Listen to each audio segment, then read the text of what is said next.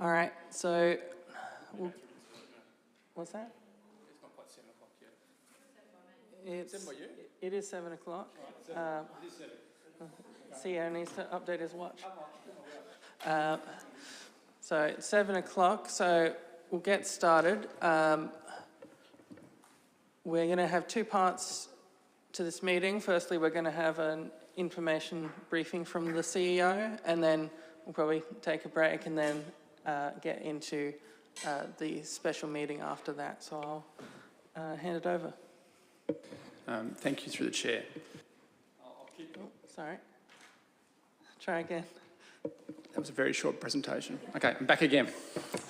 Thank you everyone for attending. So I'll keep it short because I've only got 45 minutes. So I will probably, obviously I'll allow questions, but if we can just keep it focused on getting it done in 45 minutes, we'll all be happy.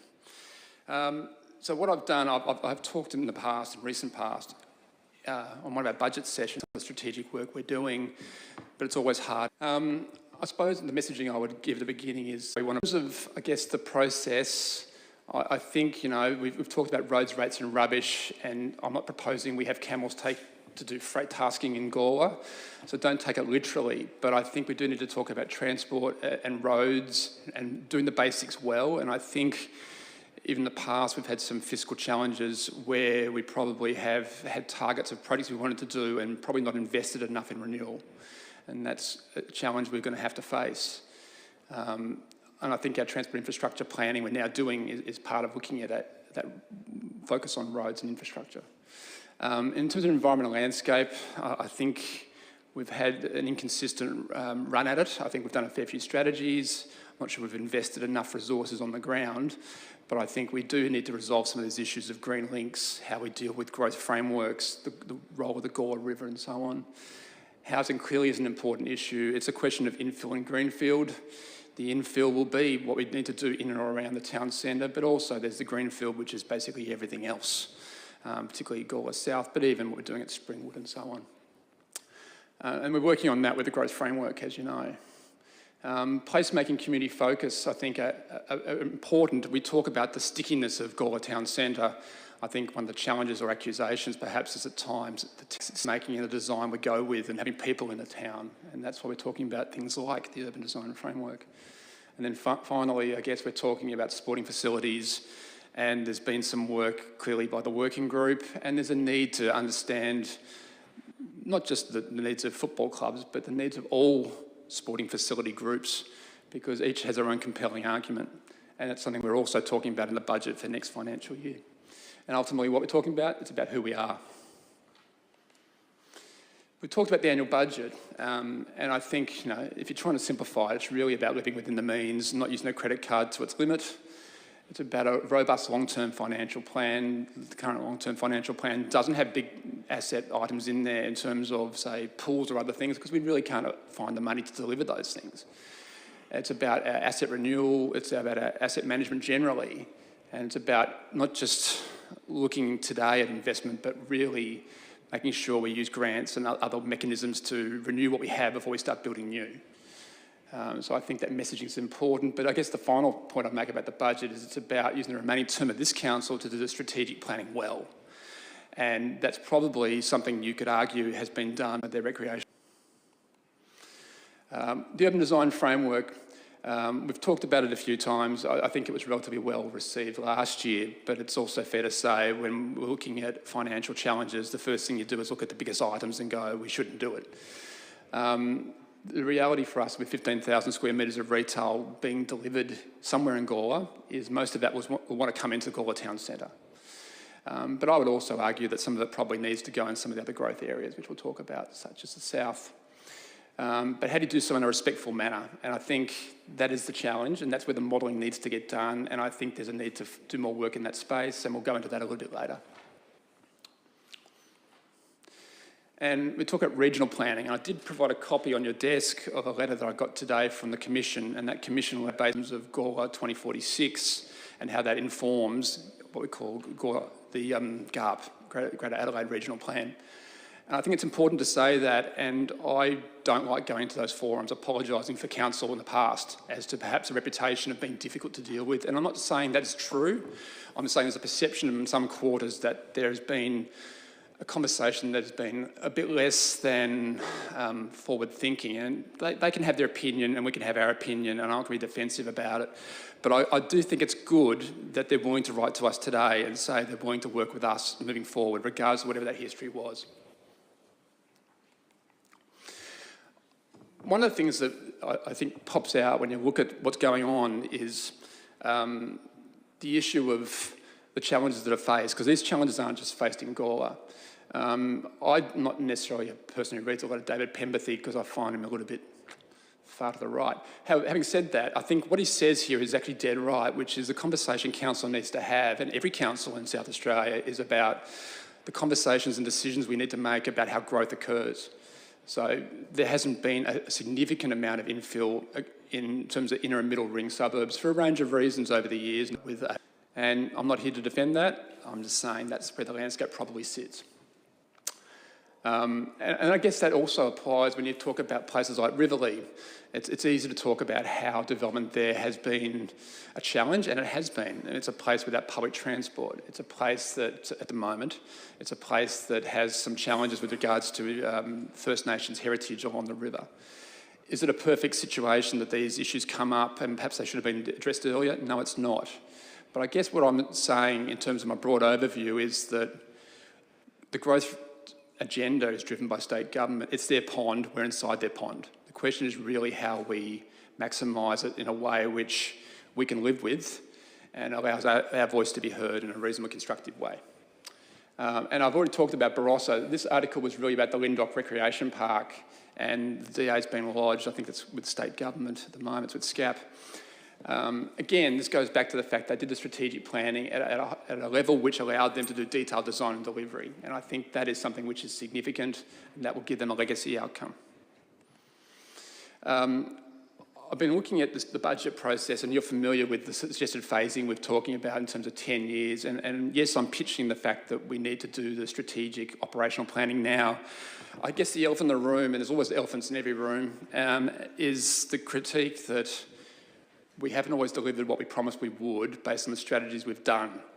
And I don't think the UDF, for example, is an example of that, because it did deliver various capital works on the ground.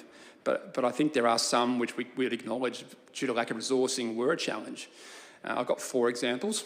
The Arts and Culture Strategy 2016 to 2025, where we've said resourcing limits ability to implement the strategy. So we acknowledge that's a problem with arts and culture. It's a question of finding the resources, and doing strategies without the resources is always going to be a problem. A second example is Economic Development Strategy 2020-2025, where again the comment is lack of resourcing means delivery not possible. There's some things we've delivered in that space, and this is no criticism of David's team. Have done a lot of work to the capacity they can, but I think ultimately without dedicated resources it's extremely difficult to deliver in that space in a way that does justice to the strategy. And that's the risk you take, developing a strategy without the staff to do it. And the same thing applies to the Town of Gawler Disability Access and Inclusion Plan and the Biodiversity Management Plan 2019. All good strategies in their own right, but without the resourcing, it's a challenge. And I think if we get through this process, I think we were talking about sometimes it's updating what we need to because we need to do it. And examples of Williston Cultural Heritage Management Plan. I've talked to Helen about this and other people. We inherited a model in 2015-16, which I think contradicted so much from the 2003 version. It was hard to know which one to use. And we're trying to fix that. I think we'll have a really good outcome in the end, and that's where we need to get to. And I'm probably using the same argument with the Urban Design Framework. I'm probably using the same argument with the Integrated Transport Plan, because, by the way, we did start one in 2014, we just didn't finish it. So I think we just need to finish off what we started, and in some cases we need to tweak what we've got. And that takes us then to delivery, which is the next phase of council, in my view. I won't go into UDF in great detail other than to say council did do things in 2016. Walker Place was amongst those. We spent over $6 million. I think there's a lot of good things done during that period of time. It's fair to say, however, as I said, we didn't get the mixed-use outcomes on the ground in terms of any residential development, and clearly the world's evolved a bit in the last 8 years. And I provided a separate side pack for you back to the report that I did back in November 2023, so I won't repeat that now, other than we've got some challenges with lack of clear statutory policy. I spent some time with the UDIA's John Stimson, who's also a commission member, and he talked about exactly the same things I'm talking about tonight. So there are some, tend to probably not spend as much time talking about how to increase income. And what are we allowing? Well, the process, I think, determines that. You know, when people say, how many stories are you going to allow? Well, I can't give you, is it 2, 3, 5, 4, 1? It really depends. What I decided to do, because I thought it'd be thought-provoking for council, is I decided to calculate the rates income from 5,000 per annum. I'm not a mathematician, as you can clearly tell, because if you dig into it deeper, you'll go, well, yes, you're assuming that you get from what you have today versus what you could accommodate with retail expansion as modelled, and a reasonable number of residential units would be about 35 to 40% more than it is today. And I think a conversation about income is just as important as a conversation about cost. And I don't want to channel necessarily what Nathan always says, but he's right on this point, that, you know, whether we call it GORE 42 or whether we call it GORE 2046 or anything else, ultimately the conversation is about paying our way and about how you can use growth as a way, as a growth council that funds the way you deliver services. So it's income as well as expense. I did take the photo on the top on 10:30 on the Sunday, the week before last. It was hot, I admit that, but I have to say that's pretty common at 10:30 on a Sunday when I've walked up and down the street. And I know I previously talked about town centre developments and investment prospectuses, and yes, there's probably a light in my eye and I get all excited by what places like Two Wells are doing. But, you know, I have to admit that a council like Adelaide Plains, when it says we're open for business and they can do some negotiations with government and they end up with a $150 million development, which has now been lodged with the Leighton Group, is an example of a council that does something. And I think, to be fair, that's a legacy every council would want. Having said that, it's how you do it. So it's not like it's a blank checkbook, but I think a town that actually works out what its community needs and how it delivers it is a council to be admired. In terms of the southern rural area, how am I going for time? Going pretty well so far. All right. We talked in 23-24 about the southern rural area, and we said we would do some engagement in about Feb this year. We didn't want to do it before Australia Day, and it was rightly said to us by the Commission and Renewal that you're a bit too hasty. Like, they want to get on with some of their work too, because I think Renewal would admit they haven't done a lot of strategic planning in terms of their land. They are one of the largest landowners in the area. We did hear that previously, and we thought, we'll still engage anyway. But we pulled that back early this year and said, given the letters we're getting from the Commission saying it would be better to work collaboratively, we said we'd wait till the middle of this year. So we had some principles. We had talked about sort of 5 precincts. That's likely to still be what happens on the ground, I suspect. But it's also fair to say that we probably need to think about doing this a different way.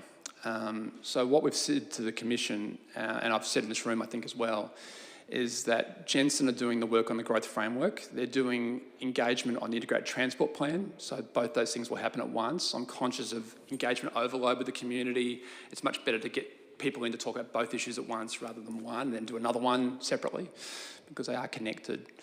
And then if you're talking about growth, you really can't deal with that without talking about southern rural areas as well, because that's probably some of the largest amount of greenfield land we've got. So we have varied the brief for Jensen, who's doing the growth framework, so that they can give us some design principles and some work that probably further develops what we did in November. And we'll be bringing that back to council in coming months. But the idea would be effectively a person comes into the room talking about growth across GORE, that's 2046. They can also talk about integrated transport and the work that SMEC is doing. And they can also talk about southern rural areas. So it's all 3 being dealt with at the same time. And that gets us to the end of the financial year. So I think to a degree, whilst we said we'd talk about in this financial year engagement with the community, we are. We're just doing it slightly differently in terms of 3 conversations at once rather than doing 3 separate conversations. And I also should add, given you've got the letter, the letter I got today confirms that the Commission are happy with this process and that they think it's appropriate that we do a structure plan for the southern rural area, and they're really supportive of the approach council's taking, and they think it's a significant rationale behind that. And I think given the relationship between the renewal and the Commission and DIT in terms of transport infrastructure, things such as the rail corridor and possibly the Cuddler station moving further north, we have to basically be in their car. So I'll always advocate for partnership, even if it's slightly controversial. That's the evolution, if you like, which I've talked about on this page, about being agile. And yes, the dog on the right, I do think about dogs. It's about jumping the right hoops. I guess the Cuddler station, obviously, it doesn't look like that. In fact, what you've got on the ground is the railway itself. So we're talking about with SMEC at the moment as part of integrated transport. It might be about Gordon Road and trying to provide a connection across. It might be about other things.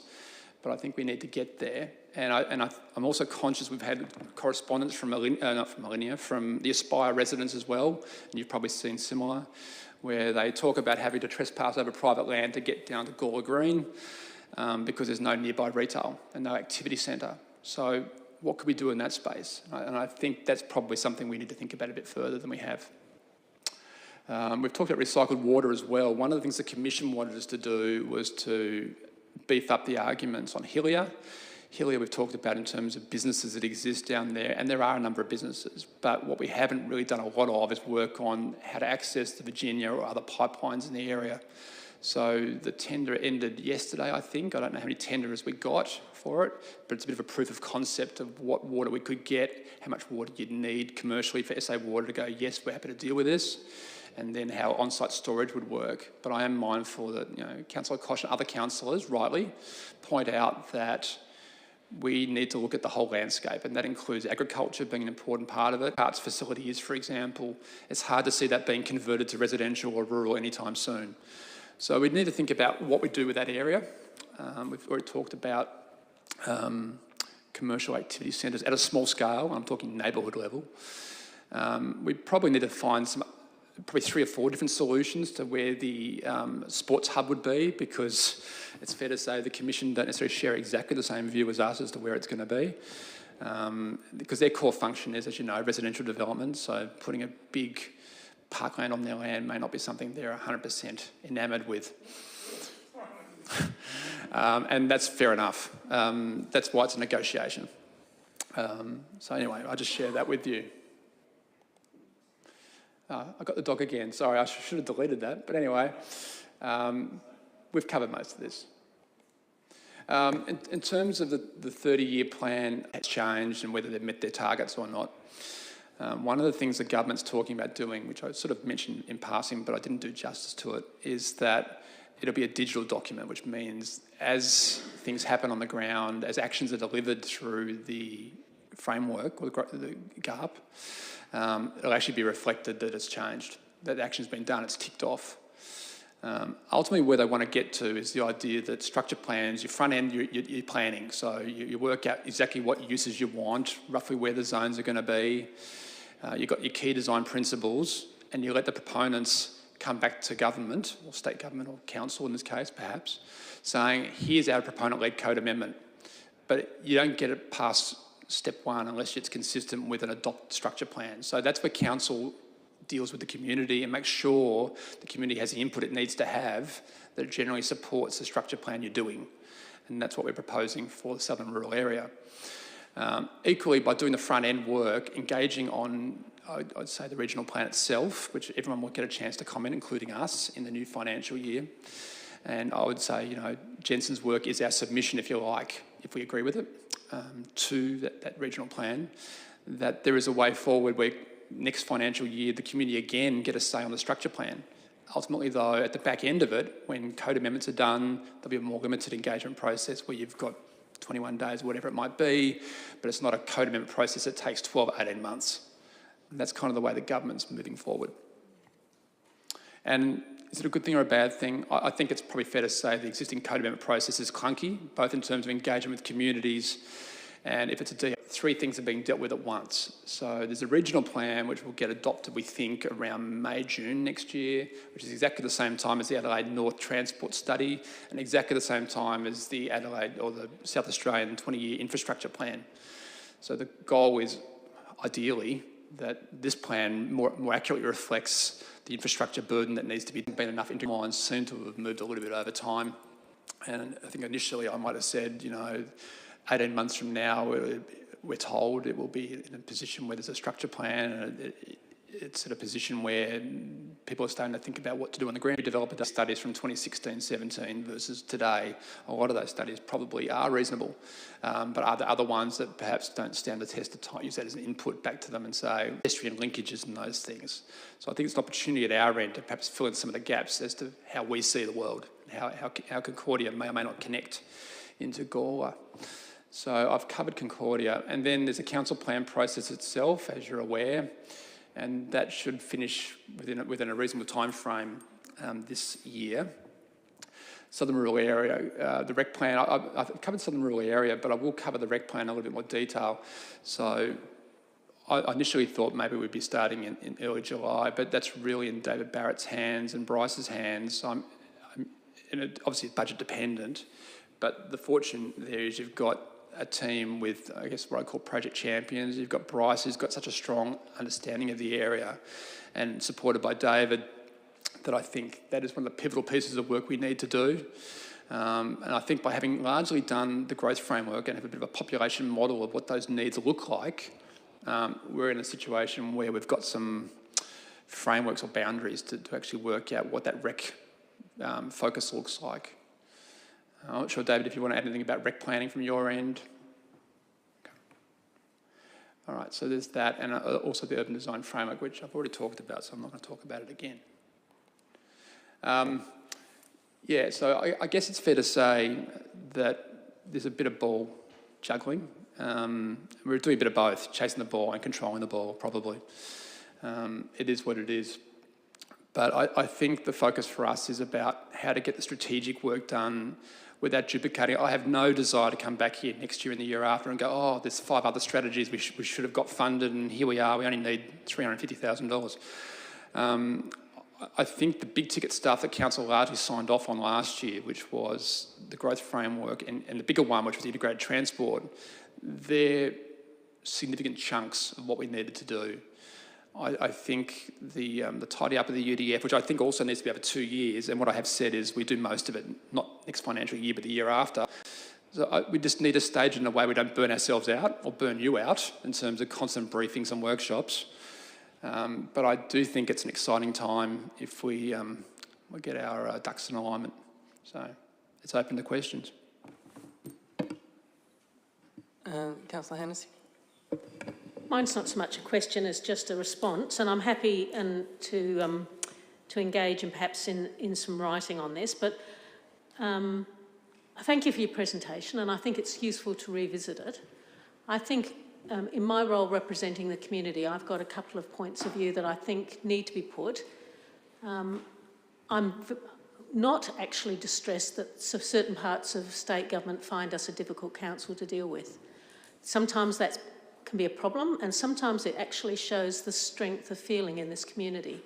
And as we all remember from the Vidoulas situation, our community will come back very clearly when it thinks things aren't going.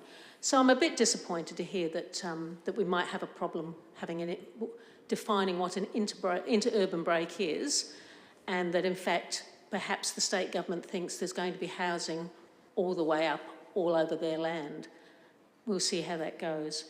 I guess I'm also happy to, I guess it's a situation of trust. We move forward with this and we bring the community along with us, but I know how quickly that trust can break when we hear reports that steer us in a way that the community don't want to go. Partnerships can be great, can be really positive, but they can also not work. And I guess from my point of view, I find the planning code less than helpful in allowing the community to have some input into what's happening in the place that people have chosen to come to live in. Gawler is fairly conservative. That's not necessarily a bad thing. People have chosen to come here for certain things. And throughout your presentation, I hear a lot of things but I don't hear too much about social planning, about this, about all the things that we have already got back through our community plan consultation, never mind the other things that we've got out at the moment, which centre around heritage, community, and the type of town that people have chosen to come from. So, great about infrastructure. If I hear the word infrastructure a few more times, I'll be... I don't know what I'll do with it. But anyway, I also want that balanced social planning and ensuring that we get it right with the community in terms of those things are equally as important. So, yep, excellent. I like the way we're going. I'm prepared to support it as we move forward, but I think I'd like to dig into some of these and just send a flag, caution as to what I believe, and I'm only one of 10, I think our community is expecting. And just because you've come in the last 12 months and you want everything you had when you were living somewhere else in Adelaide, doesn't reflect what the other 22,999 people living here believe. So I think it's that balance as well. Thank you. Councillor Koch. Thank you, Chair. And Helen, you've actually sort of stolen most of what I was going to say. Gawler is a Bolshie town. It always has been. And people are very concerned and, not militant, but they're Bolshie about their community. They're very concerned about having a separation between Greater Adelaide. That comes up over and over and over again. And if you look at the community plan, it's the first or second most listed requirement that people love about our town. Now, when I hear about us doing a structure plan and talking to the Commission and signing off on it, I don't hear very much about consulting deeply with the wider community. I really don't think the wider community would be overly happy to know that the population of Lyndoch are potentially going to be planted in the Cuddler area. And once people realise the scale that we're looking at, I think people are going to get, going to say, well, what's happening here? Why weren't we really informed? How did this happen? How did we get to a point where that whole area is just going to be filled up with houses? It's just urban sprawl. And I've been talking about urban sprawl in the Cuddler area for about 13 years, probably more actually. I was talking about that before I was elected.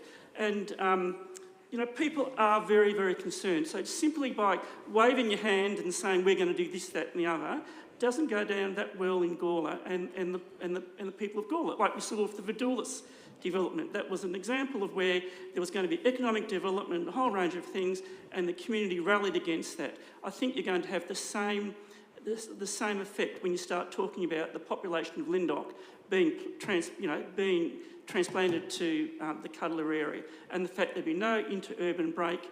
It'll just be houses, bumper to bumper. I am concerned.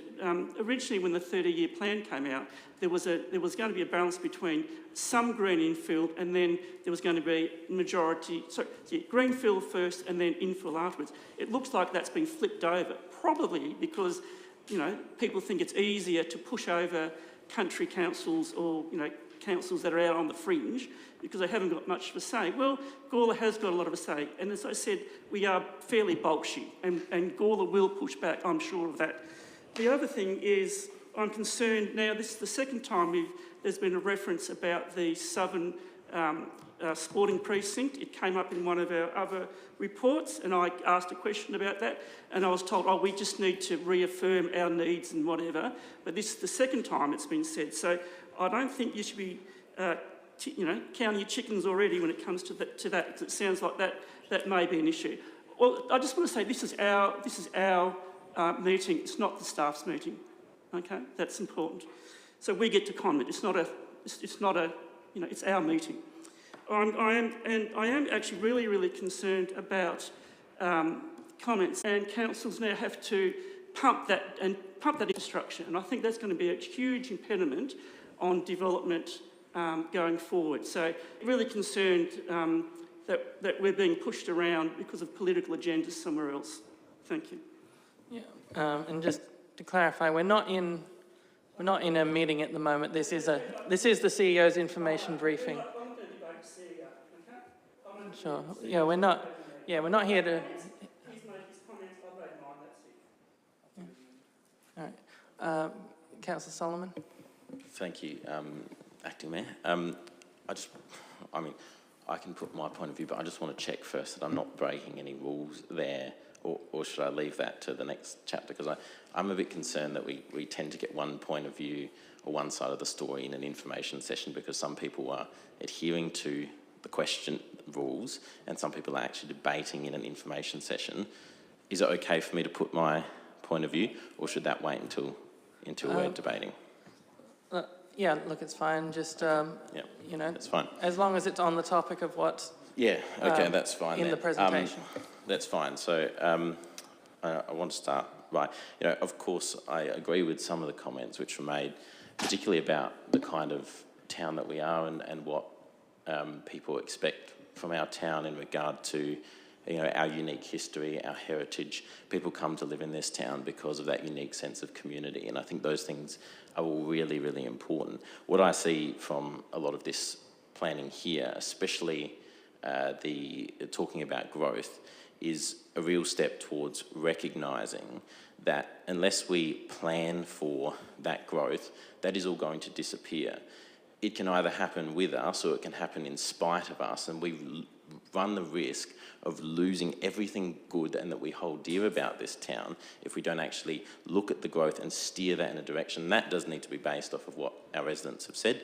I agree with Councillor Kosh, we do need broad consultation. I think Andrew alluded to that though in talking about spacing out some of these plans, in spacing out the way that we do it, because that's what we are looking to do, is we're looking to have engagement which is across a number of years and which is actually planned out, not sort of ad hoc, which I have been critical of in the past.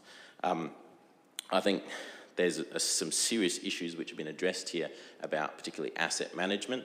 It's like a horror movie. I can't look.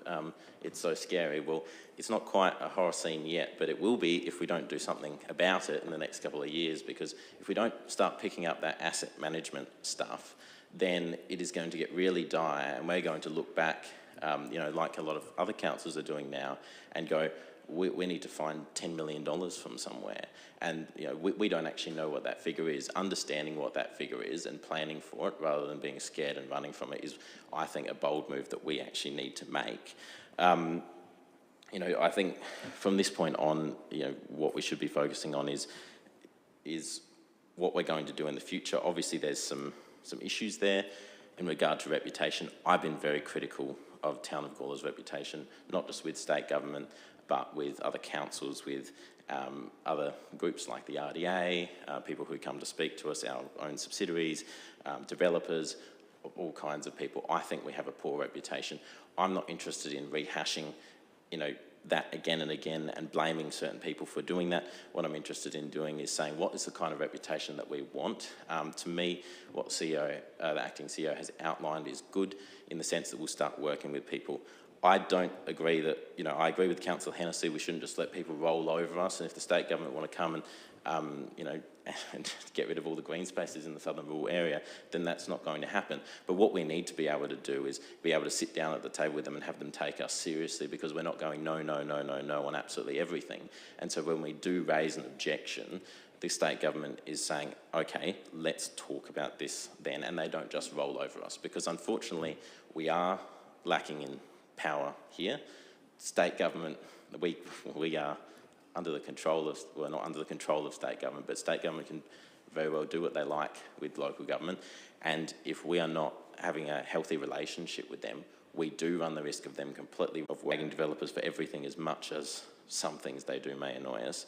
And we need to get serious with, the money that developers give us as well. A lot of that for infrastructure has been spent. It's been absorbed in, we've heard it's been absorbed in other budgets, it's been spent. And that's really unfortunate, because now that means that the people in our town have to pay for things which were paid for by developers, but we've absorbed that cost in other places. And that's a really sad story. So to me, the things that have been outlined here is setting us up on the right track to manage our assets and to get back in a space where we can actually plan for a future and have a vision for our town, which takes into account that proud heritage and that proud history that we have, and actually looks at how we grow and work with parties to do that rather than being rolled over and it happening in spite of it anyway. That's my point of view on this. Councillor Shanks. Yeah, thank you. Look, I've got a bit of back and forth, Andrew, if you could. These information sessions are becoming a little bit stringent if we don't have that back and forth, in my own opinion. I'm not here to debate, as we can't in information sessions, right? I mean, the back and forth and what I'm going to rely on in your expertise, I hope you're able to give that back to me. If there's a debate that breaks out, I'm hoping to take that offline. Look, I think you're touching on the messaging right in relation to what we need to look at and what could just happen to us unless we're somewhat open for business. You used Adelaide Plains as an example of being open for business. You used Barossa as potentially being open for business. You also touched on the dedication of staffing resources. The reason the big project was considered a success, and still is an ongoing success more or less, is because they quarantined staff in such a way to dedicate to that strategy. Now, there is some missing links that we have in our strategies that I think are getting picked up on more or less. And in the end, if we don't want anything to change, then why did we invest 30,000, 50,000 over and over and over and over again in strategies of the past that we're now updating that don't have those linkages, those actions, those outcomes that I've sat in this chamber and agreed are good ideas of the past, but the missing part of the puzzle was how we're going to deliver on those actions and how does it relate to your long-term development. I'm not in opposition with Councillor Koch's position in urban sprawl. So let's look at multi-level development and have green sites around it. I mean, that's not a new model. That's happening all over the world. I'm sure your experience, Andrew, interstate has shown this in success. Not just in Adelaide, as I think Councillor Hennessy pointed out. But how does that connect with our overarching vision and delivery? What is your vision? Because my vision is different to Councillor Hennessy's, as to Councillor Koch's, to Councillor Wyatt's, and the like. That's democracy. We want to be able to come together with the collective. But if we keep on coming in relation to our mix in our splinter cells commercially, so if you then build or have a development, let's use Springwood as an example, that actually trumps what your offerings are on your main street, then by default people want to divert past the main street and go to the one that's easier to get to, right? If we talk about Concordia and we use that as an example on how Mawson Lakes came online in Salisbury and what massive effect that had in the Salisbury town centre. But then we also talk about how we want to keep our identity, but then we want to make sure that we don't embark on the levels of development we need to, but we want to make sure heritage stays, but then we make it hard for heritage development to occur. You know, these are those balancing acts that we're going to have to manage, and it's not just, oh yeah, we need commercial pockets all the way through. Tiver Road, I think, is an untapped resource in my own opinion, because that commercial corner there, hooking to a state government road, has the potential to pick up regional customers without driving through the town centre for those bulky goods outlets and the like. That's all not new news. I've been saying that for a while. So I guess, how do we get to a point where we ensure the average punter of what Town of Gawler has embarked on in the past? And I know that's a difficult question, and I know you can answer it, but it's just, you know, that if we're having the conversation and information. Example of the shopping centre, supermarket Aldi that's coming on end of this year, early next year, Todd Street. It's a single-storey development. What a prime site. What a shame it couldn't have been more than just that. So what you've got is an Aldi, exactly like Gawler Green. That's okay. I mean, I go to Aldi. Aldi's great. But in terms of a key site, it could have been a whole lot more than simply just another Aldi. And I think that's what we need to do as a council, to show what a win-win looks like. And that might mean we're a little bit, well, before you build your new Repco, and yes, we've got one built next to us in Gawler, we could say, here's 3 or 4 other choices in terms of land use. Here's how you could have developed this site in a way in terms of design, which actually emphasised or was important to the town. And you probably get a better return on it in terms of the value of the land and the investment. So I think we haven't had that conversation, and that hasn't happened. I'd say Big W is a classic example of the same thing. As it's back to the street, it's an underutilisation of the site compared to what it could be. It could be mixed use. It could be a really good urban village done properly. I'd say Coles Central is another one. And okay, not 9 stories, but it could be 3 or 4.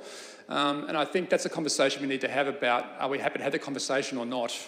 And I think we sort of have been, because we talked about doing something, but we never saw it through in terms of ever agreeing on what seeing it through meant.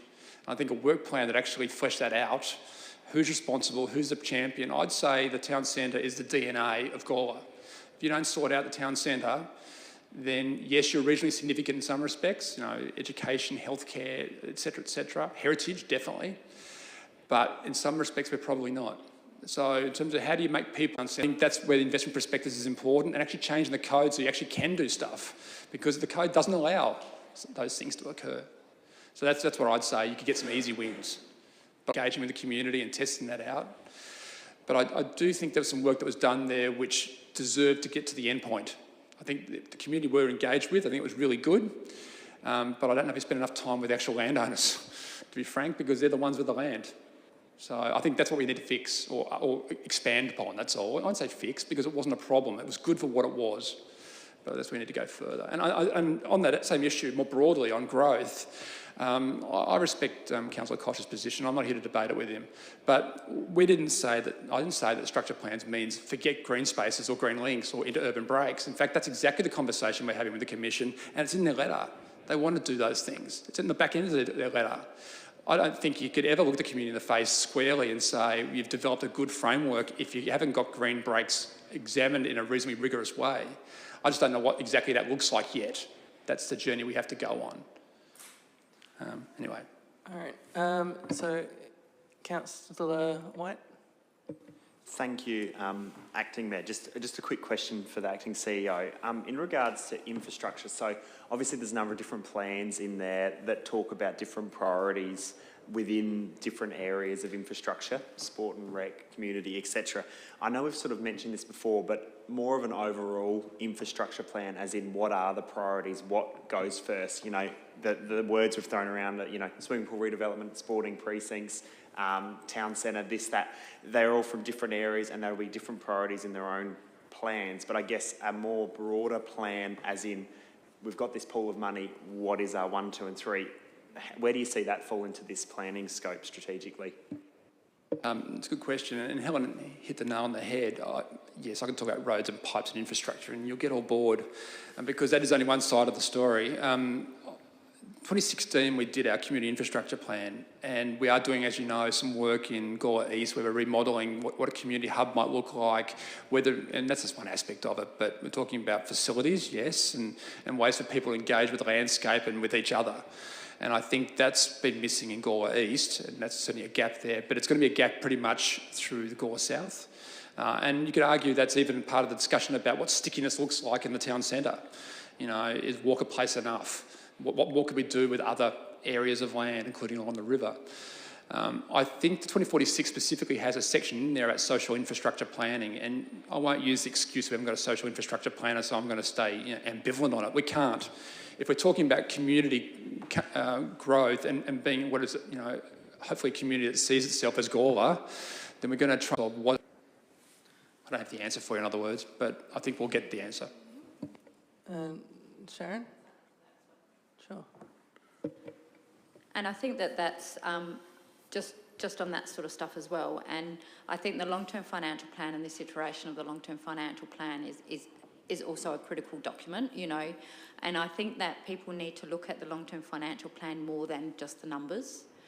It is those key elements of all those plans and those other strategic plans that we actually have in place, and understanding out of those key plans what's actually being funded, because a lot of the stuff from those plans is actually effectively some done from a day-to-day operations perspective as well. And what are those key elements that we actually need to highlight and build in, because what we would actually sit there and say that they're the strategic projects that are associated, which will actually ensure that we can actually deliver on that objective and that vision that we actually have in our community plan. So this upcoming work is an approach to the long-term financial plan is it's to sit there and say you need to think about it more than just numbers on a page and whether we've actually got an operating surplus. It is that strategy of what is that overall strategy, and then the numbers will fall out of it.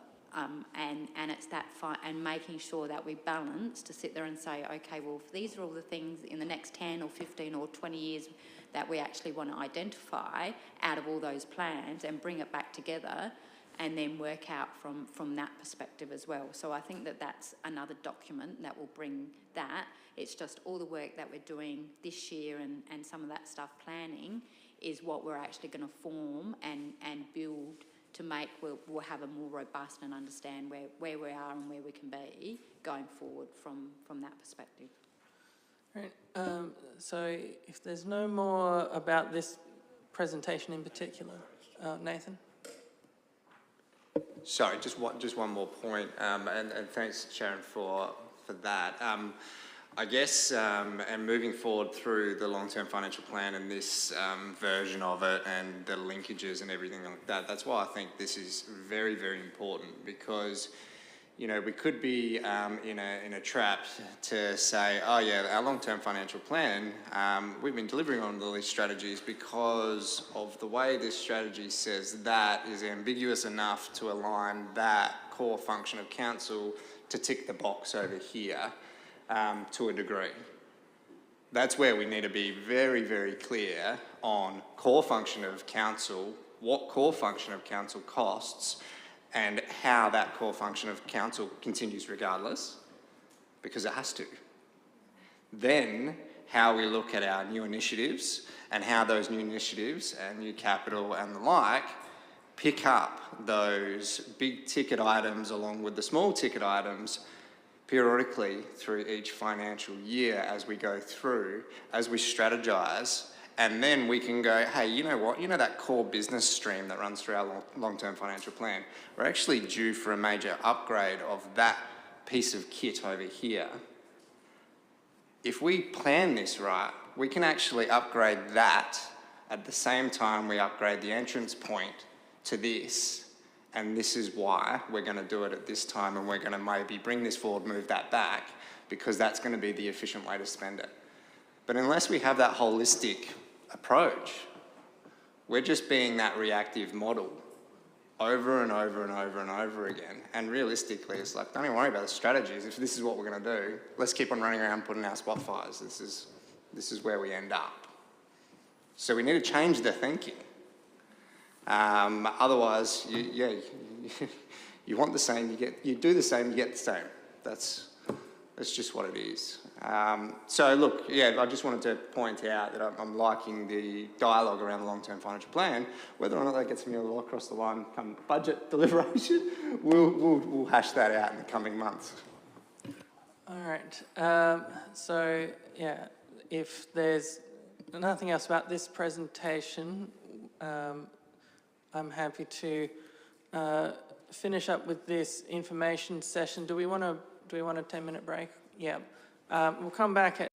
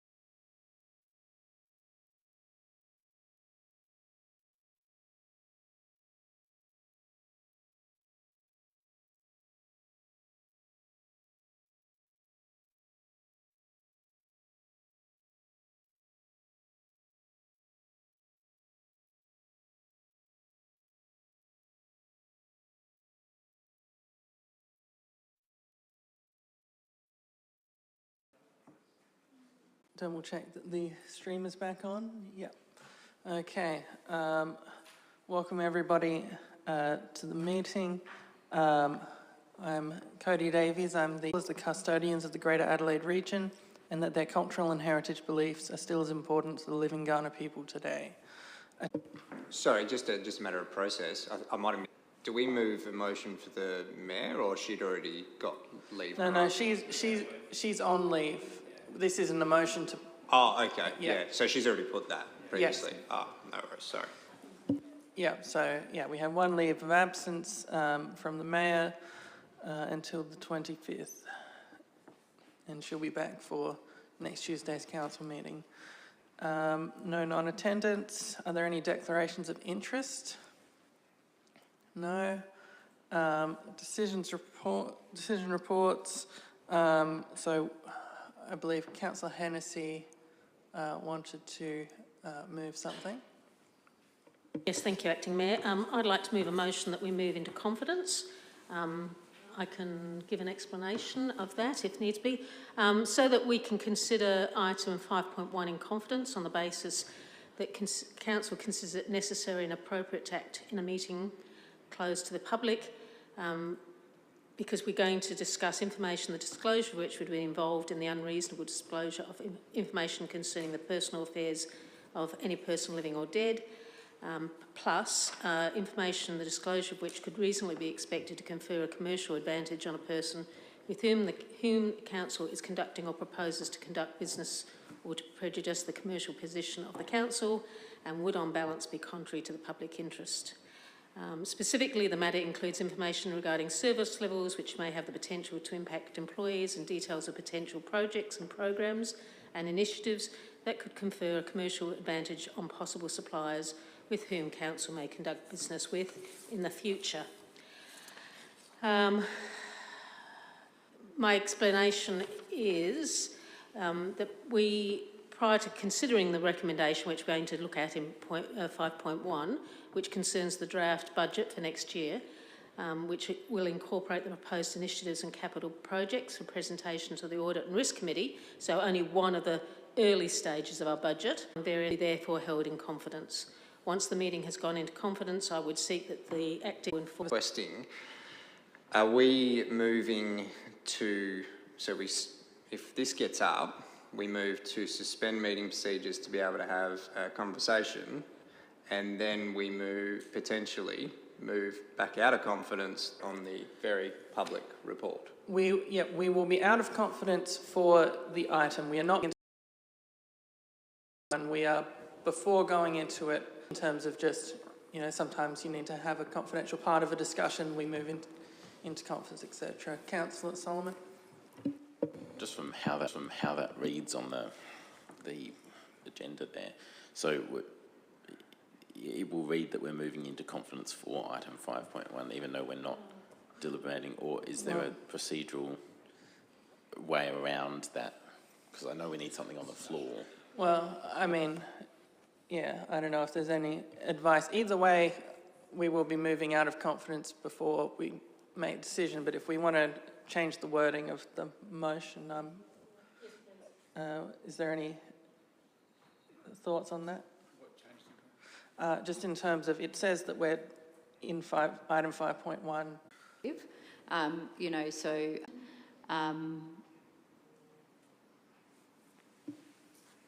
To incorporate it just to have a confidential discussion about matters in relation to the ballot. Yeah. Yeah. Yeah. All right. CEO's happy with that? Yeah. Maybe put your microphone on. Maybe through the chair, is it being suggested that we were to say to enable the meeting to consider further consideration in open forum? And then I've got to think of the exact wording. I'll have to work on it for about a minute or two, but something on those lines, which it's a two-step process. Does that make sense to you, you get the gist of it?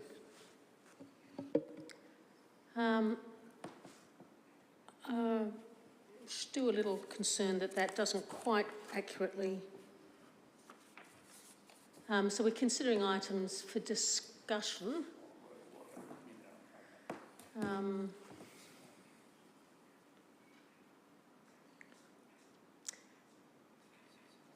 I'm a bit... Say that again, sorry.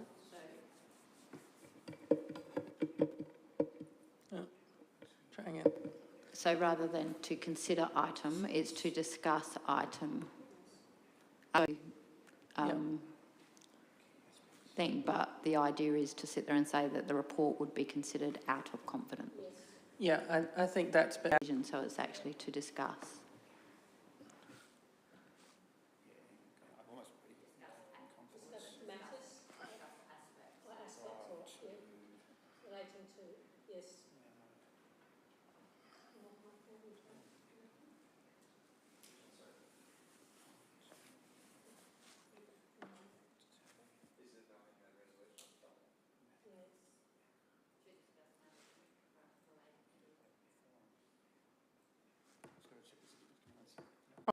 Specifically to look at, item 5.1. Unclear, but I think that's better than it was. Thank you. It's better, yeah. Councillor Shanks? I think Councillor Sample second as well. Yeah, we'll go through the process of... Yeah. Are you happy for that change to the motion? Yeah. Yeah. And is the chamber happy with the changes to the motion? Yeah. So if I could just make some quick comments. Look, I can get the appetite and the vibe in the room that there might be some discussion that would benefit, having in confidence, as a company, as directors of that company, et cetera, et cetera. So look, I'm happy to show some goodwill here without the knowledge exactly of what those conversations are, but I just do caution as a one-off. I'm happy to support it. Councillor Solomon? Yes, just to put similar on the record that there is a real degree of trust here, and I would hope that all of us as a chamber can make sure that we don't stray into anything which would be otherwise deliberating on 5.1 that should be done in public, but giving a degree of latitude here so that we can discuss what I think are going to be important items that should be in confidence. Is there any... Councillor White? Thanks, Acting Mayor. Just to be super clear, we're going to have an informal discussion in confidence relating to matters surrounding those confidentiality clauses that Councillor Hennessy mentioned and nothing more. Because again, I'm very much conscious that we need to enter into confidence for very discrete reasons. And again, as Councillor Shanks put it, it's public money, and if we're having a private conversation about the use of that money, I'm very concerned about that. However, in this scenario, for it specifically relating to those confidentiality clauses that Councillor Hennessy outlined relating to the draft budget, I'm very happy to enter a confidential informal conversation, so be that we immediately enter back into the public realm as soon as we turn to the vast majority of other items that are in the budget, which we can discuss openly. Yeah, I'll try to keep on top of that as the chair. Councillor Koch, did you want to add something? Yeah, I'll be supporting this, and I'm happy that we'll have this opportunity to talk about issues in confidence relating to this budget. Thank you. Okay. Is there any further discussion? If not, I'll put the motion. All those in favour? It is carried unanimously. We'll just wait to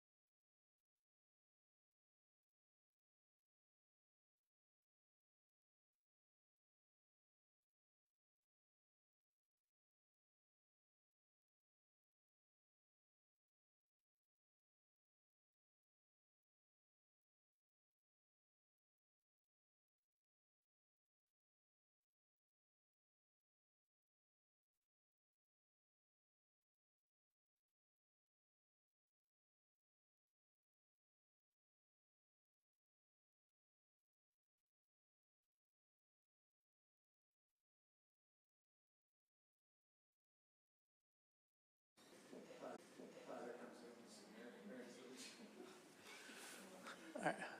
We'll come back in a couple of minutes, I think. A bunch of people just escaped to the toilet, so no point in starting again now. I'm not sure if we got quorum. Yeah, barely, yeah.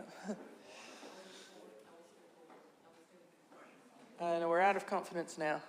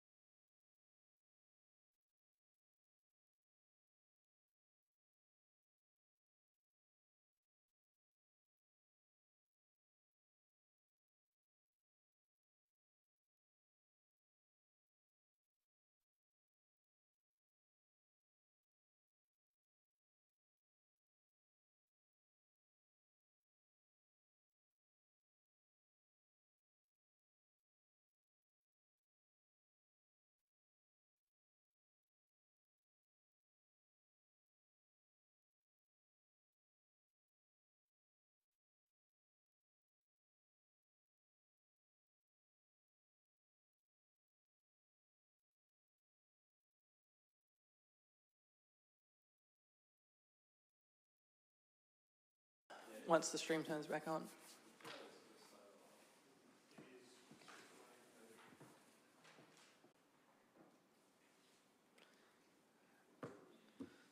Okay. There we go. So we are back in the public sphere. Before we move into, the process from here, before we go to the actual recommendation, we'll address the motions first because those affect the numbers on that final recommendation. But before that, does anyone have questions? Councillor Shanks. So sorry, just to be clear, just questions on item 5.1 general. This is questions on, yes, Yep. so questions on the budget that you wish to publicly ask. Yeah, absolutely. I'm probably just going to short fire them all off because I'm sure you guys can jump on all of them at once. On page 5 of the report, we talk about 21 days as required by the Local Government Act for community consultation. Is there any opportunity or any appetite that we extend it slightly, given the budget, is a big topic? That's question 1. Question 2, are we able to get a bit of a brief overview, noting that which positive, don't get me wrong, but just the new operating deficit forecast with the operating savings of $470,000 that's highlighted on page 6. Just a bit of a, again, brief overview on how we arrived at that, and again, it's good, I just want to put that out there. And when we talk about EB agreements and the like, I know we can't go too into the weeds on that one, but just, I guess, some dates, times when we might be looking at actually potentially resolving that one, so we can have more accurate figures. Sorry.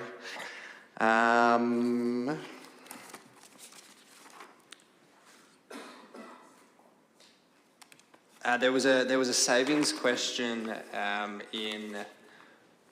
around the heritage wall in Pioneer Park specifically, and hypothetically what we would be able to do. I know we touched on it previously, but if we can actually touch on that again, that'd be good. But hypothetically, what happened if that project came in at $1 million cheaper. Just as a hypothetical, I do note that the $2.1 million was from a reputable QS at the time, but also noting it's a design and construct, and you still need to go to the market to have that costing start coming back. But what would you do with the $1 million savings, say it did come in at half, as a hypothetical? That's pretty much all of them at this point in time. All right, well, which question, Sharon? Yeah, Sharon will be. Through you, Chair, to Sharon. Through the Chair, I'm happy to answer those questions. Hopefully I've got them all down. So in relation to the consultation period, so obviously the minimum requirement is 21 days, and yes, we can extend that process. And as per what was part of the budget timetable that was considered by the Council in January, was that it was proposed that there's been a slight change as to how we actually deal with a public meeting. So under the legislation, we have to provide an address the Council on and ask questions on the annual business plan and budget. So the meeting timetable proposes that rather than actually that be incorporated into a council meeting, we actually have a separate public meeting for a minimum of an hour, and the length of that actually depends on how many people come and provide feedback. So effectively that would be very similar to our open public forum, probably a good way. So we don't necessarily count. You get the dates here. I think that the current period is probably a bit longer than the 21-day period. But yes, so we can extend it. It's just a question on then how much that impacts on the timing to actually go into considering those submissions and what adjustments are actually required to the budget to actually then be in a position to actually adopt it at the June council meeting, right? So it depends on whether the appetite is there still to actually adopt at the June council meeting, or whether you potentially feel as though you want to extend wriggle room to do that. It depends on what the appetite is. So yes, 6th of March, 7th of March, I can't remember the dates. So again, yes, there's been a $470,000 reduction in that operating deficit. And the reasons, or that movement is actually detailed in the table below on page, I'm not quite sure on the timing, I think it's probably about page. One of it is, and it's a combination of a revenue component and also an expenditure component.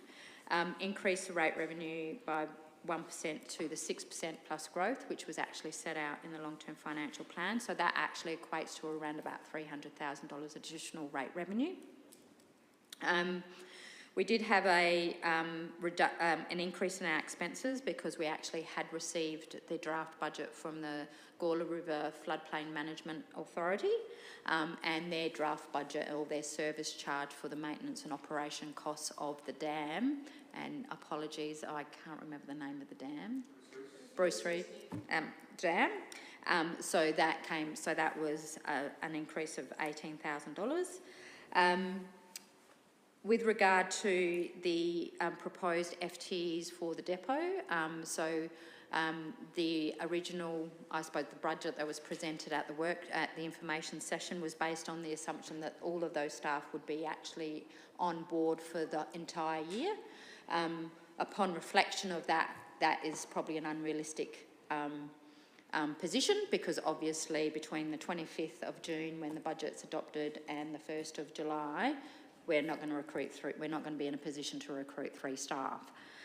So we worked on the assumption that effectively 1 staff member would come on board around October, and then the other 2 staff would actually come on board around January the following year. So from that perspective, boundary realignment investigations, as you're aware, they have commenced, and realistically we believe that we will actually be invoiced a portion of that expenditure before 30th of June, so we've actually adjusted the next year's budget to reflect that. While the overall project is still going to cost around $100,000, majority of that expenditure will probably happen in the 25-26 financial year, and we think that so we've actually reduced that budget for the 24-25 year down by $20,000, but the overall project cost has been retained at $100,000. It's just literally the timing of that. You know, there's still essential things that we actually need to do, but we will sort of sit there and say, actually, we'll try and find that money within the budget. So that collectively that adds up to the $470,000, which brings forming that basis. With regard to the EA negotiations, so the current enterprise agreement expires on the 30th of June this financial year. We're currently in negotiations with staff with regard to the terms and conditions of the next enterprise agreement. We will actually be in that position, or by the time that the budget is ready to be adopted. It might not be endorsed by the Commission by that point in time, but effectively we will have a fairly strong position as to what the impact is, and or if there is any impact on the assumptions that we've actually taken into that we've built the budget on thus far. With regard to the savings, the Pioneer Wall, and this actually applies to any savings in any of the capital works program. Obviously, with the given our financial position and that most of the capital program, any new works, we will actually be funding from borrowings. So if that, and the draft budget is based on an estimate to sit there and say, actually, this is how much the capital budget will spend. We have a funding element through our depreciation charge that comes through from rates, and any offset of that, of any grant funding, and the balance would be borrowings. If any of those projects that we would have essentially said that we're going to borrow for come in at a less number, we just wouldn't borrow. So our borrowings figure would actually be a lot less. And then there will be a slight impact on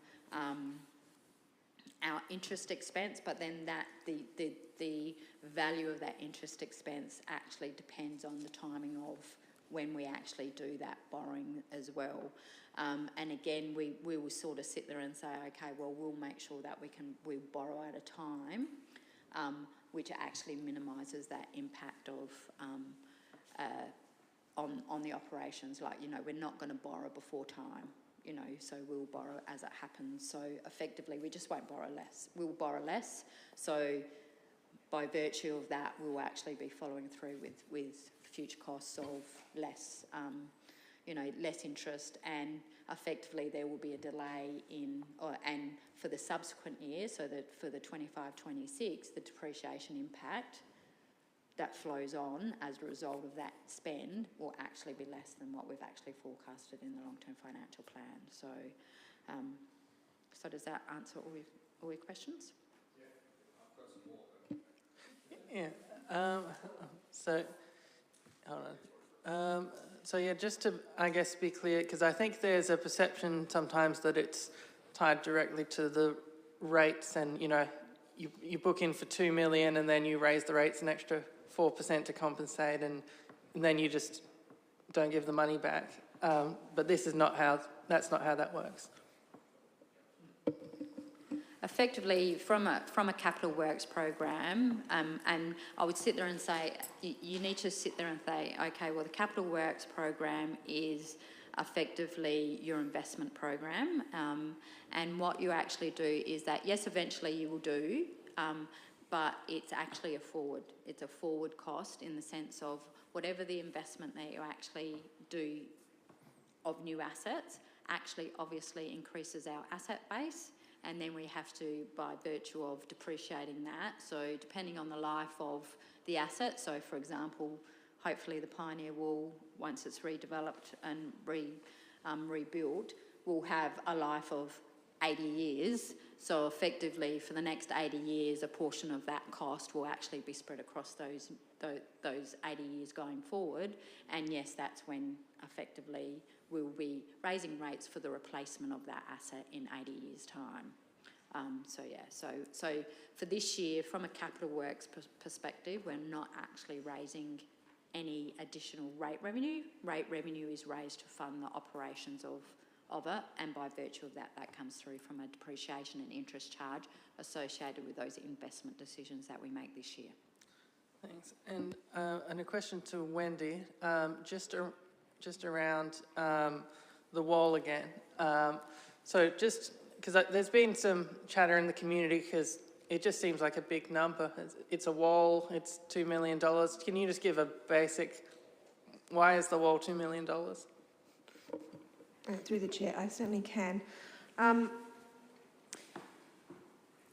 know that the $2.1 million still seems to be a huge amount of money. It is based on the cost estimate that we got independently done when we did all the optioneering assessment late last year. So the details of all of that is actually in the October council report, so people can go back and refer to get more details around all the different options we assessed and what the basis of those costs were. Look, we believe that it is a conservative budget estimate. However, the restoration of that wall, or really it's the reconstruction of the wall, remains a really complex project by virtue of its heritage status, the cemetery behind the wall, how you manage that, and the development of a wall that has got a suitable asset life moving forward that still meets all of its heritage requirements. The independent cost estimate we got was for the concrete filled. Basically, it's a new concrete filled brickwork retaining wall with then a heritage style stone facade on it. So the independent cost estimator has gone through and appropriately cost estimated all of those activities and materials line by line. At this point, I can't ask myself and I can't ask my staff to put a different figure on what it might cost based on, on an expectation of what we might get from the market, because I think that's inappropriate. I think we need to rely on what the independent cost estimate is.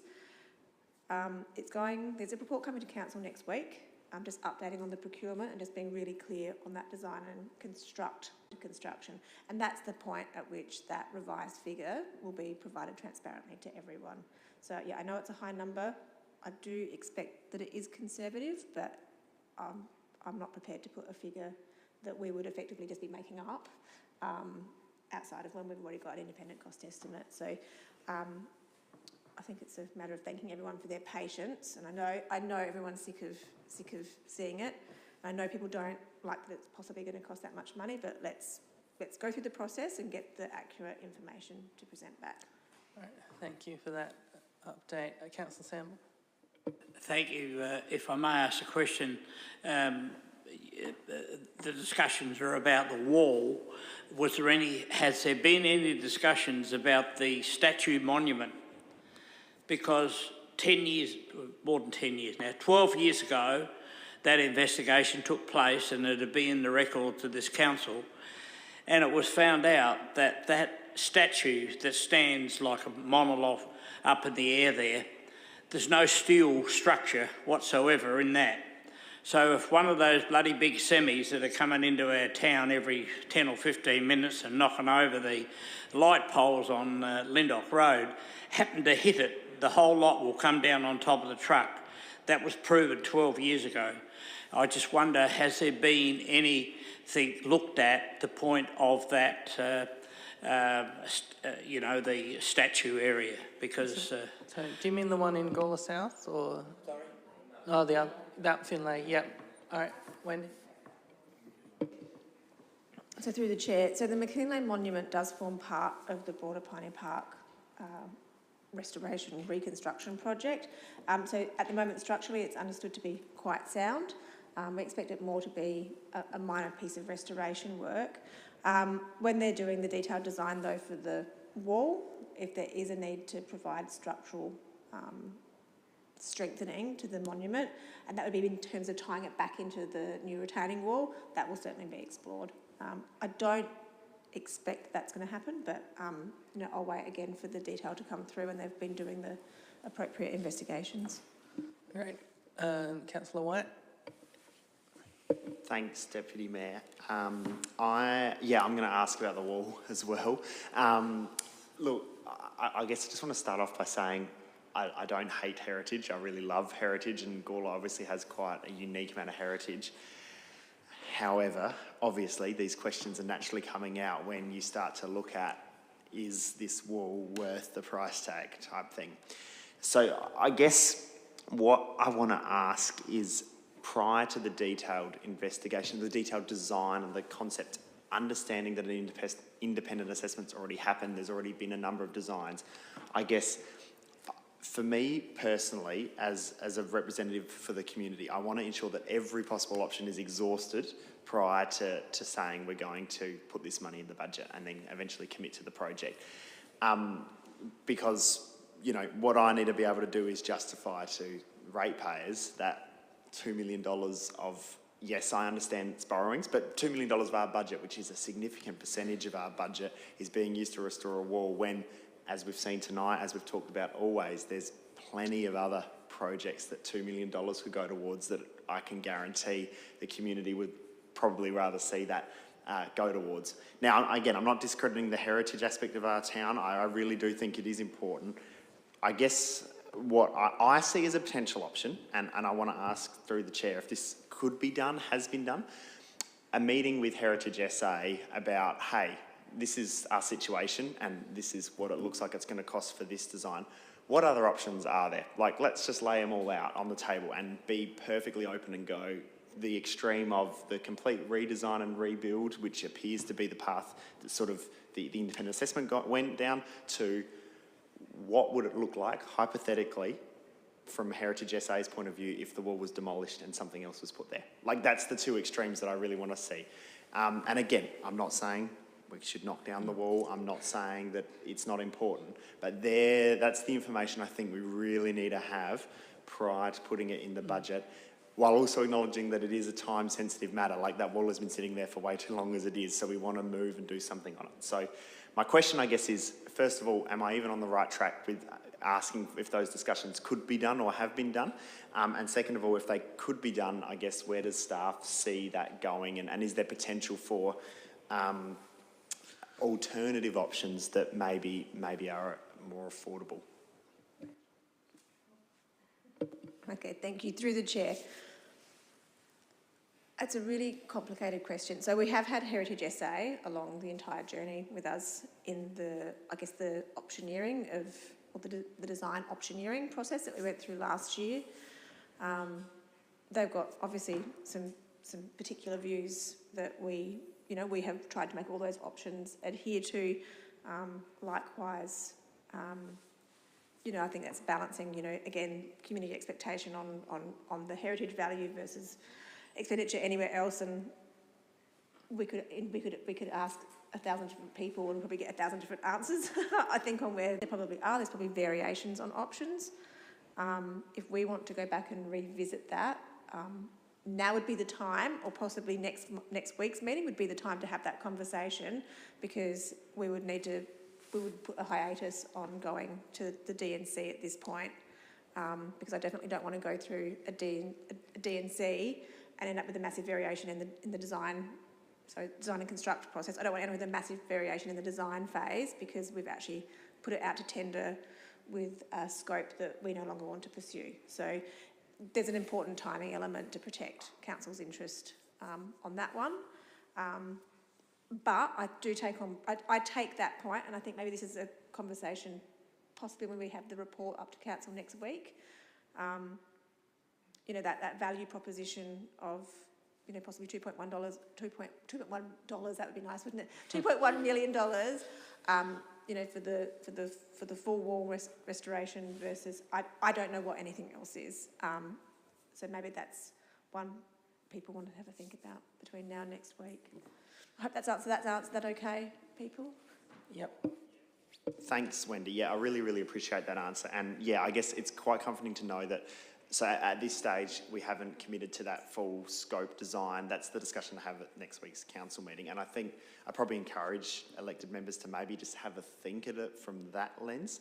And again, I have no idea. This could be the very much be the best possible option, or the other options are just not feasible, or Heritage SA says, no, this is the only way. Like, yeah, that's absolutely fine. Like, I guess they're the answers that I want to know, because that way I can turn around the community and say, we tried everything, or this is what we had to do. But if there is other options, and you know there is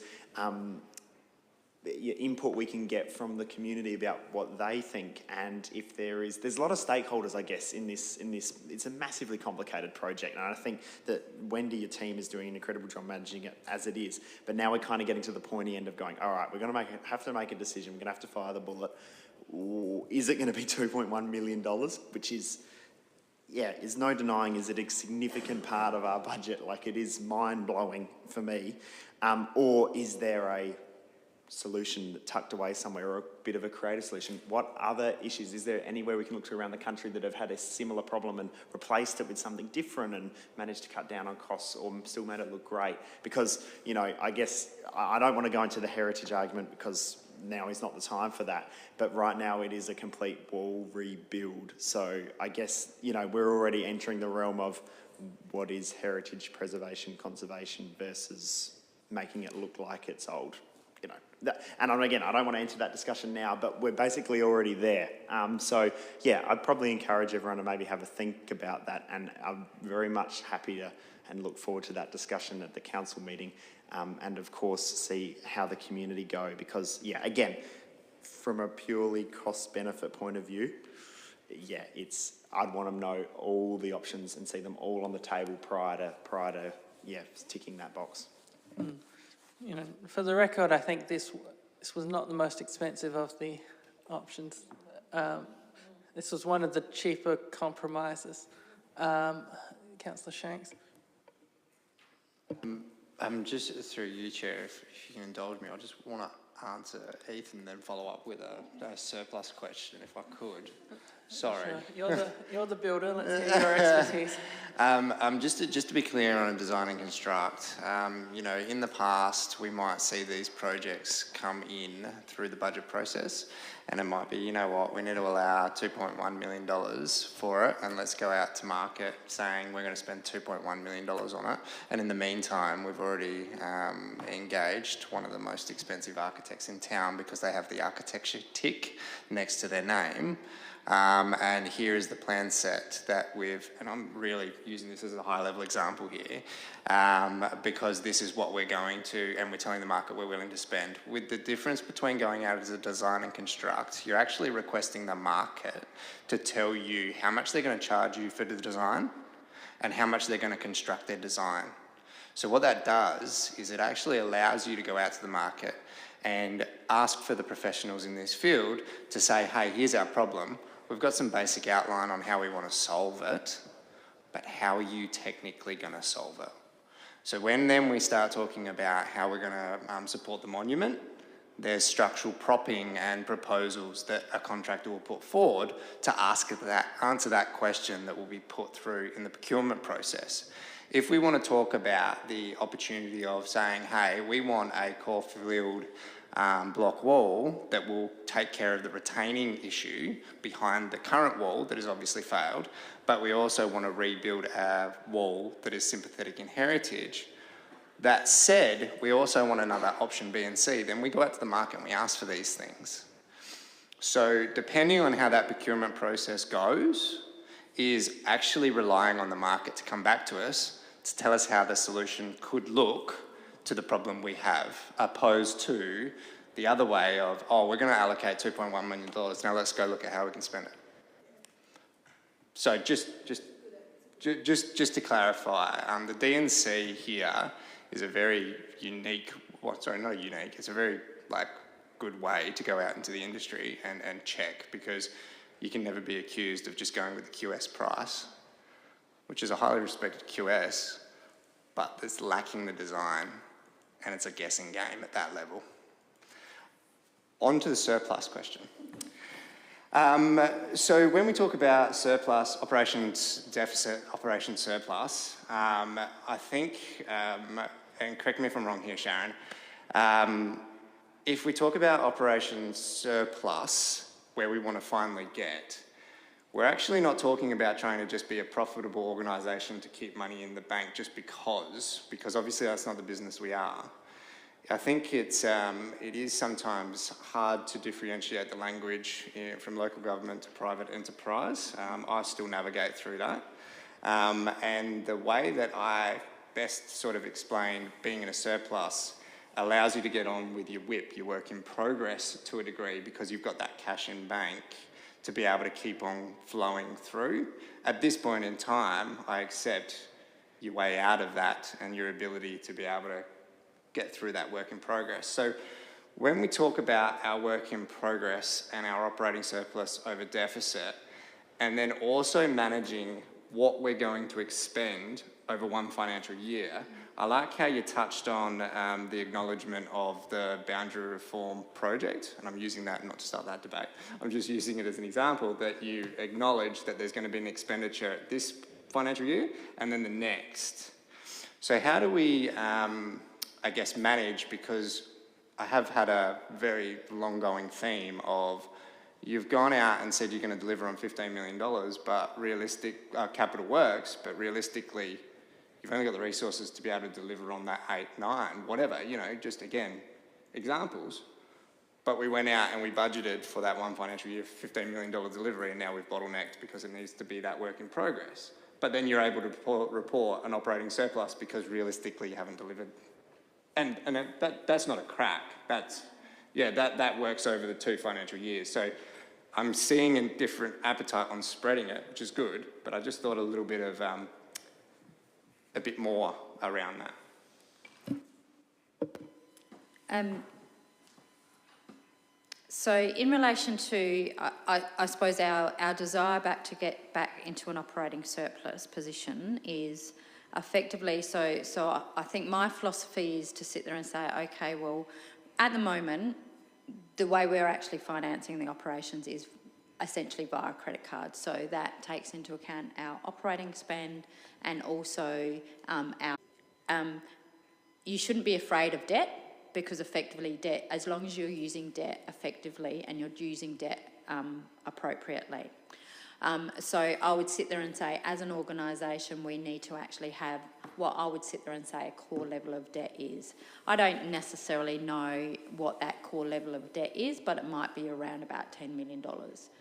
But what we actually need to get in our position, and when we sit there and say our operating surplus, what we actually need to make is that by creating that operating surplus, we've created enough income in the business, or revenue in the business, or cash in the business, that we can actually service the principal loan repayments associated with as debt needs to be retired from that perspective.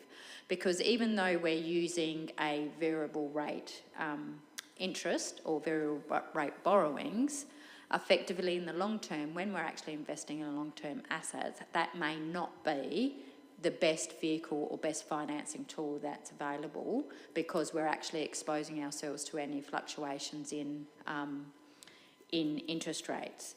But to be able to have a fixing that interest rate or fixing the financing costs associated with it, we actually need cash so we can actually service that debt.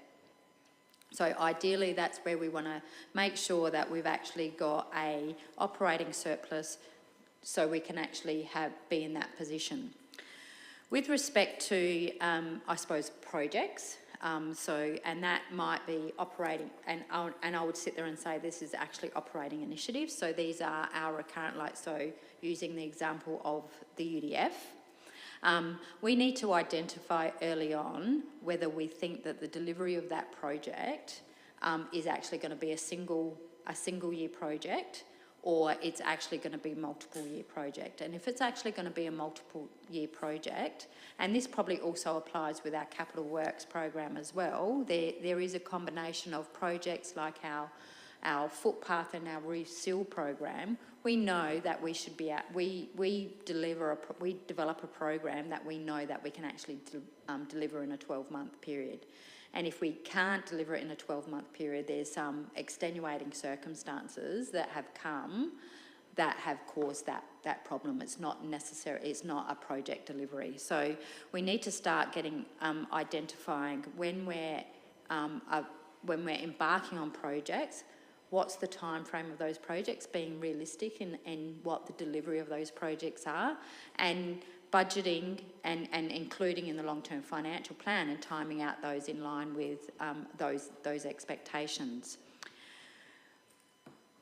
Even with our operating initiatives, we always have good intentions to sit there and say, actually, these operating initiatives, you know, if you know, we think that we can actually do it in 12 months' time, we've got the resources to actually do it, but, you know, potentially we might have, you know, people walk out the door that we were planning on using their expertise to actually deliver that. Like, for example, the development of a plan. You know, I'm sure that I'll touch wood before I say this, David. You know, if Bryce walks out the door tomorrow, the delivery of our Wrekin open space plan, which we've actually, a Wrekin sports plan, which we've identified as a project this year, would be seriously impacted on whether we could actually deliver that this year for the price that we actually said, you know. So, but what, and so that is always going to happen. The thing that actually needs to take into account when, and I mention it in the report, is to sit there and say, we probably know that there's actually going to be some carry forward projects that we said that we were going to do this financial year, that effectively we either finish them off or the delivery is actually going to be deferred to the next financial year. The things that we actually need to do, that when we come to the subsequent budget decisions, we need to actually exclude those. They will impact our operating surplus, right, in the subsequent year, but because they were part of our budget development and our revenue raising, what essentially, you know, if you look at it in an individual project, we would have that money just sitting in the bank ready to fund that. But you actually don't add that to sit there and say, oh, okay, well, the operating expenses that we have to cover for this year is actually the only operating expenses of our existing recurrent operations and our new initiatives that we're planning on delivering in the 24-25 year. When we make decisions about how much rate revenue that we need to fund this program, we exclude those projects or that funding that we think that we're actually going to carry forward. Eventually they'll come into the operating surplus, so our reported operating surplus will be less, but we're actually funding them from our cash reserve, so we're not actually raising, I suppose, asking the ratepayer or asking our revenue source to actually pay for that again. So it's how you actually make those decisions and the information that's actually provided. You know, so the other scenario is to sit there and say, okay, well, we know that we're going to have,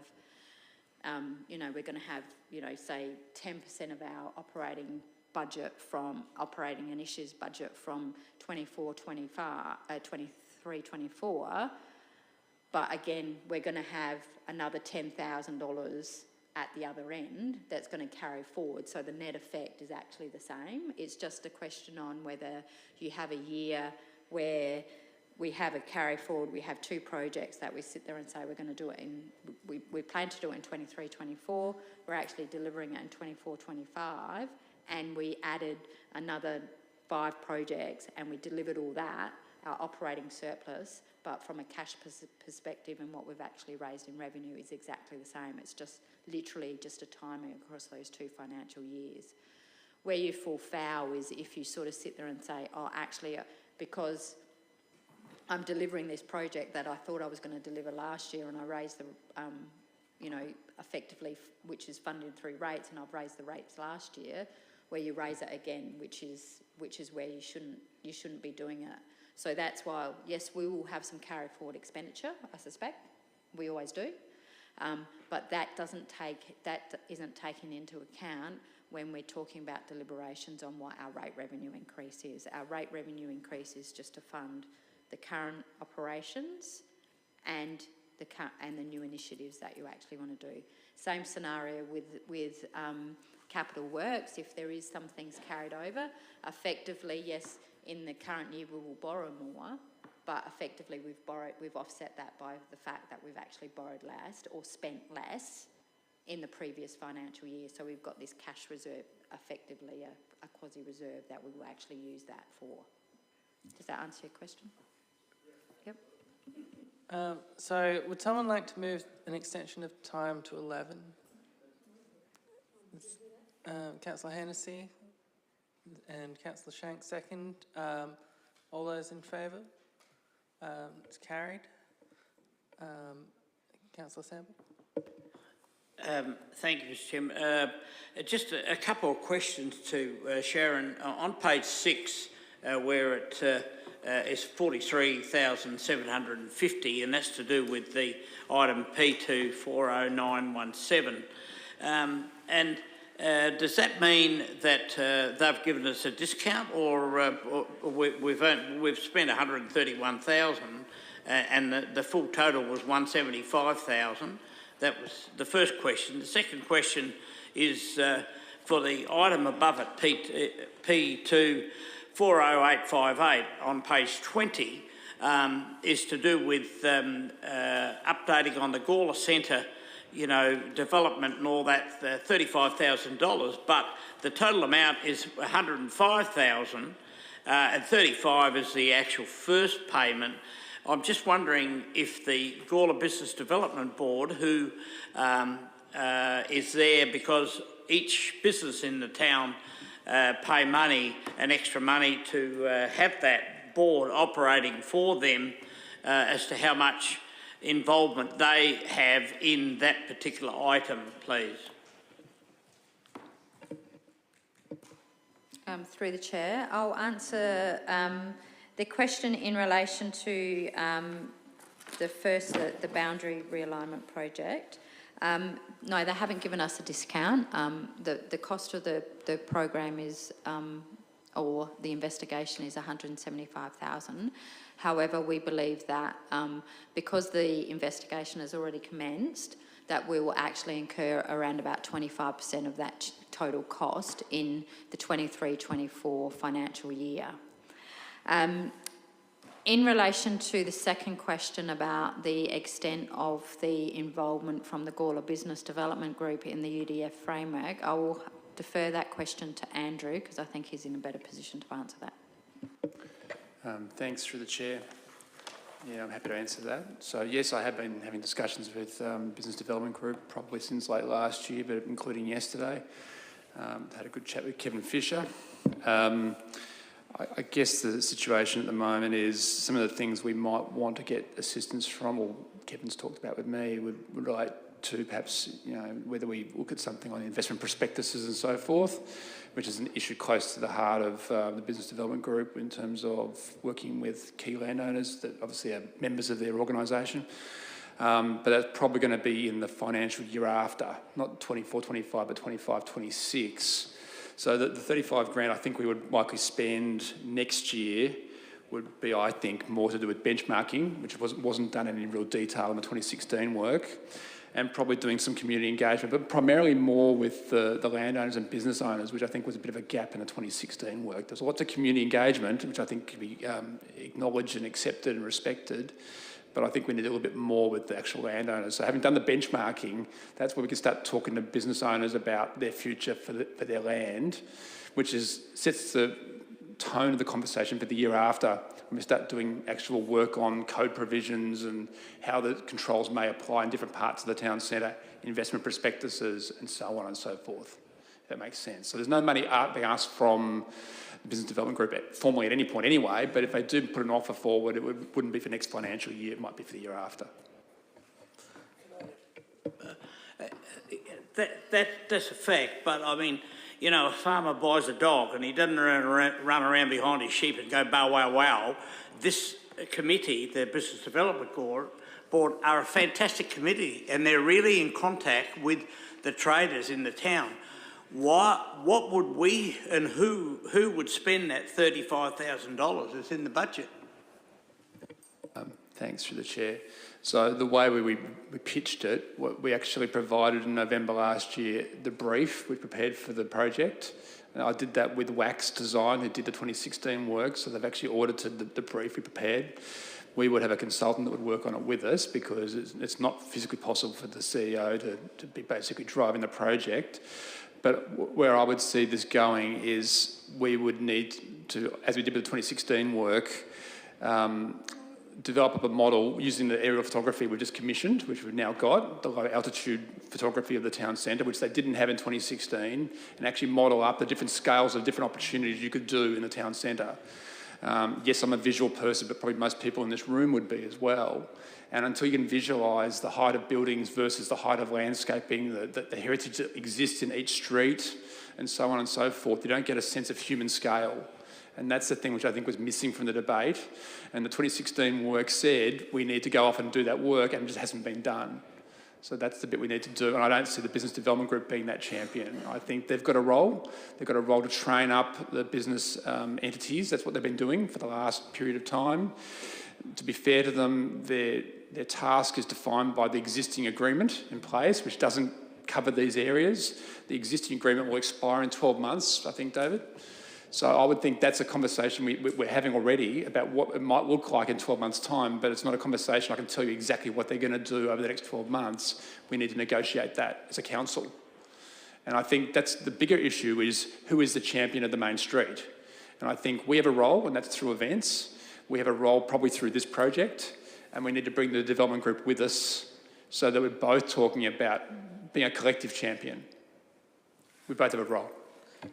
All right. Before we move on to motions, do we still have questions? Councillor Shanks. So, sorry, through you, Chair. One last one. It's this. I've asked the question a fair few times over the years, but I'm going to have another go at it and see if some fresh set of eyes can get me there.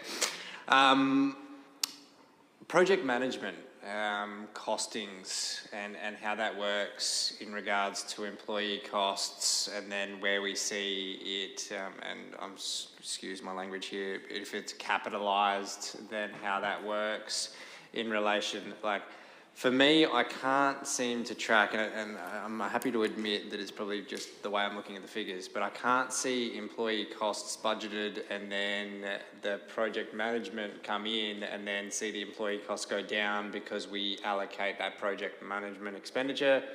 And I might be missing it, but it's just, yeah, I've never been able to get that complete, that linkage complete. Who'd like to? Sharon? I'll have a crack. All right. So effectively, so what we actually do with project management, so if you, from essentially Wendy's team, in the sense that essentially majority of their time is actually doing project management. So in determining how much of a project management in determining how much time that they do versus project management versus, general recurrent operations. What we actually do is that we go through a process of identifying all those staff members that are actually got a project management opportunity or part of their role, and we actually make an assessment effectively delivering the whole capital works program. So, for example, we have staff members that we actually sit there and say that their sole purpose is to deliver the program, so effectively 100% of their cost is actually part of the capital works program. Whereas Wendy has an operational role, but she also has a role in that project management. So, and I can't remember what we said, but for want of it, we sit there and say, okay, well, realistically, 40% of Wendy's time is actually spent on project management and bringing the projects or the assets into existence so we can actually capitalise those costs. So in the attachments, and I think it's actually included on the renewal section on the last line, we've actually specified that effectively there's around about $868,000 of staff costs from the engineering team that we will actually, as we go through and as we actually complete the projects, we'll actually capitalise those staff costs into the overall costs of the projects.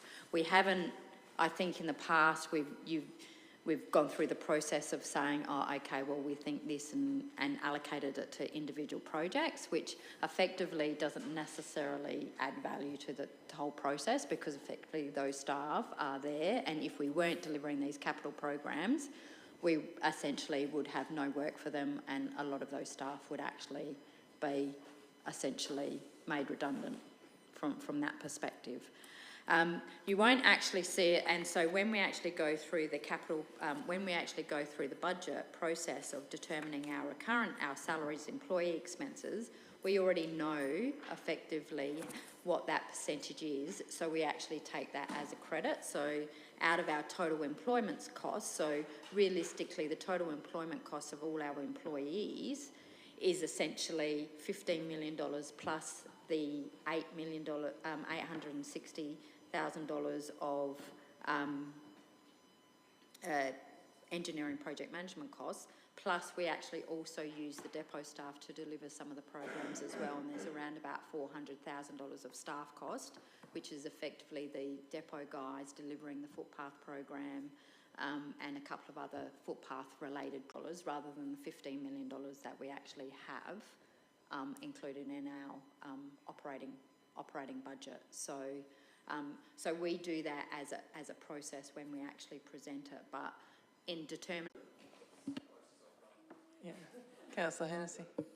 Makes me even more confused, because it seems to me then we're splitting these costs, which we're not reducing the cost to council. If I ask the question, what are we spending on staffing costs, 15 million or the $16 million number? So I'm concerned. I can understand to some extent why you might be doing it. I'm just concerned about the lack of clarity when we report back through a budget what we're actually spending on staffing resources.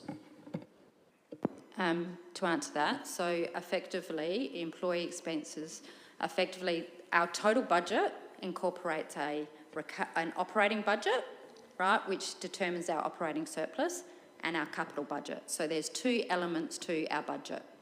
And effectively, the option is to sit there and say, and we choose to employ staff. And as I said on the attachment, now we talk about the recurrent replacement. There's one line listed that basically says project management costs, which actually specifies the component of our labour budget. Again, it is clearly defined as to how much that is, and those decisions that you make from a operating perspective versus a capital perspective, they have to be separated. You don't make decisions on salary based on a combined impact on saying, oh, okay, well, you know, we're actually, you know, $16 million is too much. How do we reduce that? Effectively, because we can actually capitalise salaries, because they are a cost of bringing delivering that program, and we can actually incorporate that into the asset price. So, so that information is separated. I don't know how else to present that information, because that's actually how you need to consider it as part of that consideration of the budget. It would be incorrect, and will give you the wrong message if I actually said this is our employee cost from that perspective, because essentially that's, you know, that's how it gets separated, and it's always gets separated that way, and it's always would have always been separated that way, because that's how we actually account for the fact. However, if we didn't have those staff and we actually outsourced all that project management cost, from an operating perspective, we would need $15 million worth, but effectively what we'd actually incur is our actual physical cost that's actually going, you know, out the door to contractors would be probably $800,000, $900,000 higher than what we actually said now. So the $15 million is the staff cost that we need to do our recurrent our operating activities. And then we've actually got another, say, $1.2 million on top of staff costs that we use to... Councillor Hennessy. Right, I'm going to withdraw the motion that I had sent round to do with the maintenance, so the upgrade of this building. It was a budget item that was taken out when it was built, and I think it's part of the maintenance that we continue to keep this building to a high standard so that it's leasable. So I won't put that motion, but I will put in the alternative motion that we withdraw the CCTV for the library, which is P240936, which is $15,000. And if needs be, I'm happy to move a motion that we therefore designate that the library will be a card-only payment centre for the council. Yeah, David Barrett's nodding along, so that seems to be a viable That seems motion. to be the way to do it, thank you. Sorry, that isn't in writing because that's been on a spur of the moment. Just, yeah, get that if you can wordsmith it, sorry. on the screen. I know we were trying to do some preparation, but that one came out of the blue a bit.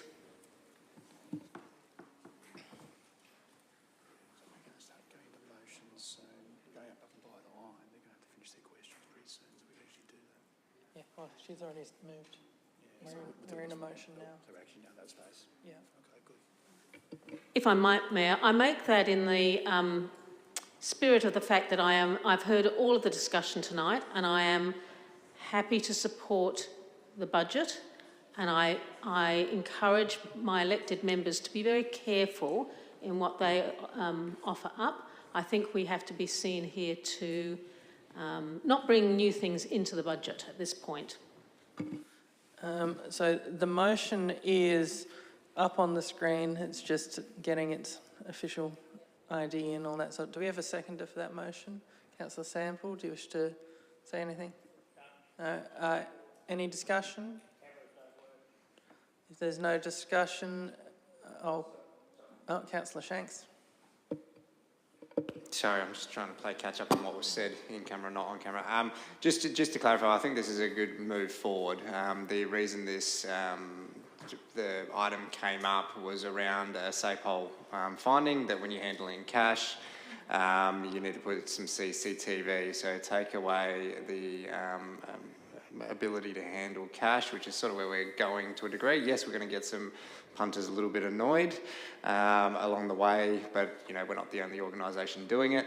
And the ability to be able, we're talking about a $40 million thing, but you know, it is sometimes disrespectful to go, well, $15,000 is really not that much, $5,000 is not that much. You know, we just wanted to give a little bit of clarity around that one. Yeah, thanks for that.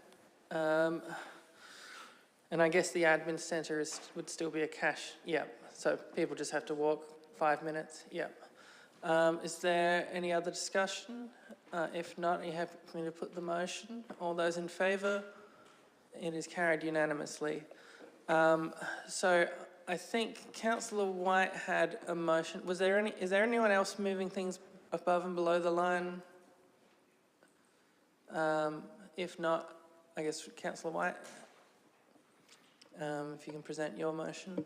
Yeah, thanks, Acting Mayor. Yeah, look, first of all, apologies that I sent through that motion late this afternoon. I was sort of playing catch up on everything and was tossing and turning and decided that I wanted to put this motion, understanding it's late. I really wanted to just get some conversation going with elected members. The motion is that we move the youth traineeship of $50,000 above the line.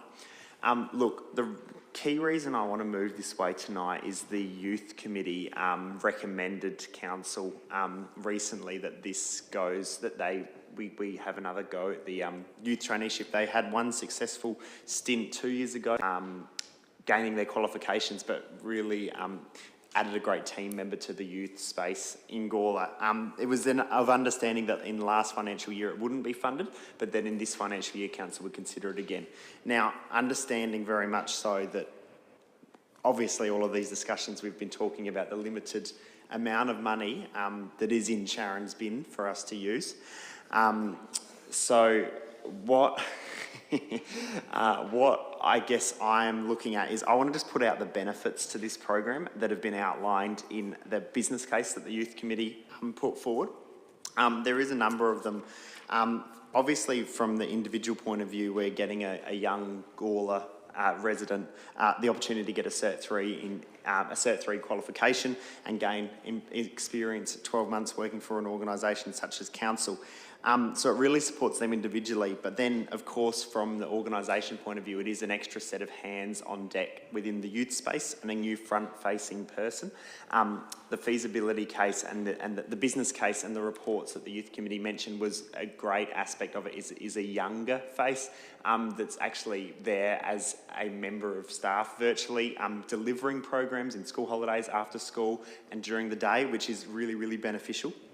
And of course can support our Youth Development Officer and staff in delivering projects and programs.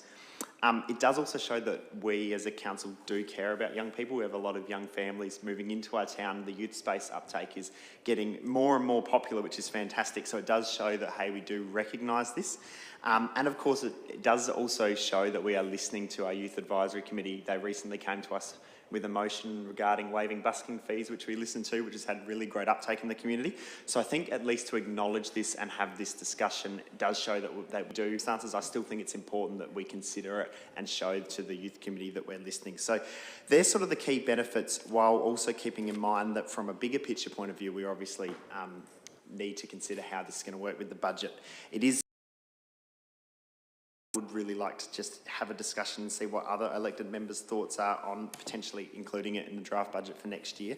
And certainly I'm very, very keen on it, and I can see great benefits in that money spent. So I hope I would have your support. Potential staff expenditures, this is... Just to facilitate the conversation, because if you don't, it lapses. And I don't know if I'm there yet. Not to say everything you've said is not 100% true. Don't get me wrong.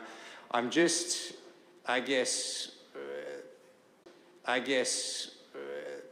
happy to facilitate the conversation again. But you know, with these motions and even if this does get up, we do need to appreciate that if this does go to the Audit and Risk Committee and we do start getting back, you might see a recommendation to say, yeah, look, not to take away from the merit of the project along with a whole bunch of other projects, you know, we have, and I simplify it by calling this a project, but we might see a recommendation come back that says, hey, we understand the merit, but we're still recommending maybe put this below the line. And at that point in time, you might have elected members that even if they do support this tonight, might resolve in the end that it doesn't quite make it there. But noting these are the initial conversations where we're trying to figure out what remains above, below the line, and the chopping block, you know, whatever analogy you want to use, will still ultimately have to last the test of time throughout the coming months. So again, I'm more than happy to test the waters, see how we sit. But even if you do vote on it tonight, whether or not it does make it through the next couple of months. That the youth will present, was that in there? But I think they were planning to present at an upcoming meeting. This is the staff one, whichever page that is on. I'm working from the big thing. It doesn't have pages on. Yeah, so a bit. So there's a report that was presented to that committee that Councillor White's taken some of that information from the business case. So that was the youth presenting to council in the bid context, and a review of the past traineeship was done, and there was a report presented to the 5th of June 2023 Gawler Youth Advisory Committee meeting on the benefits and impacts of that youth traineeship if members are interested in further reviewing information on the program. Thanks. Is there further discussion on this item? Councillor Samble. Thank you. And I certainly hear very clearly what Councillor White has said, and yourself and Councillor Shanks.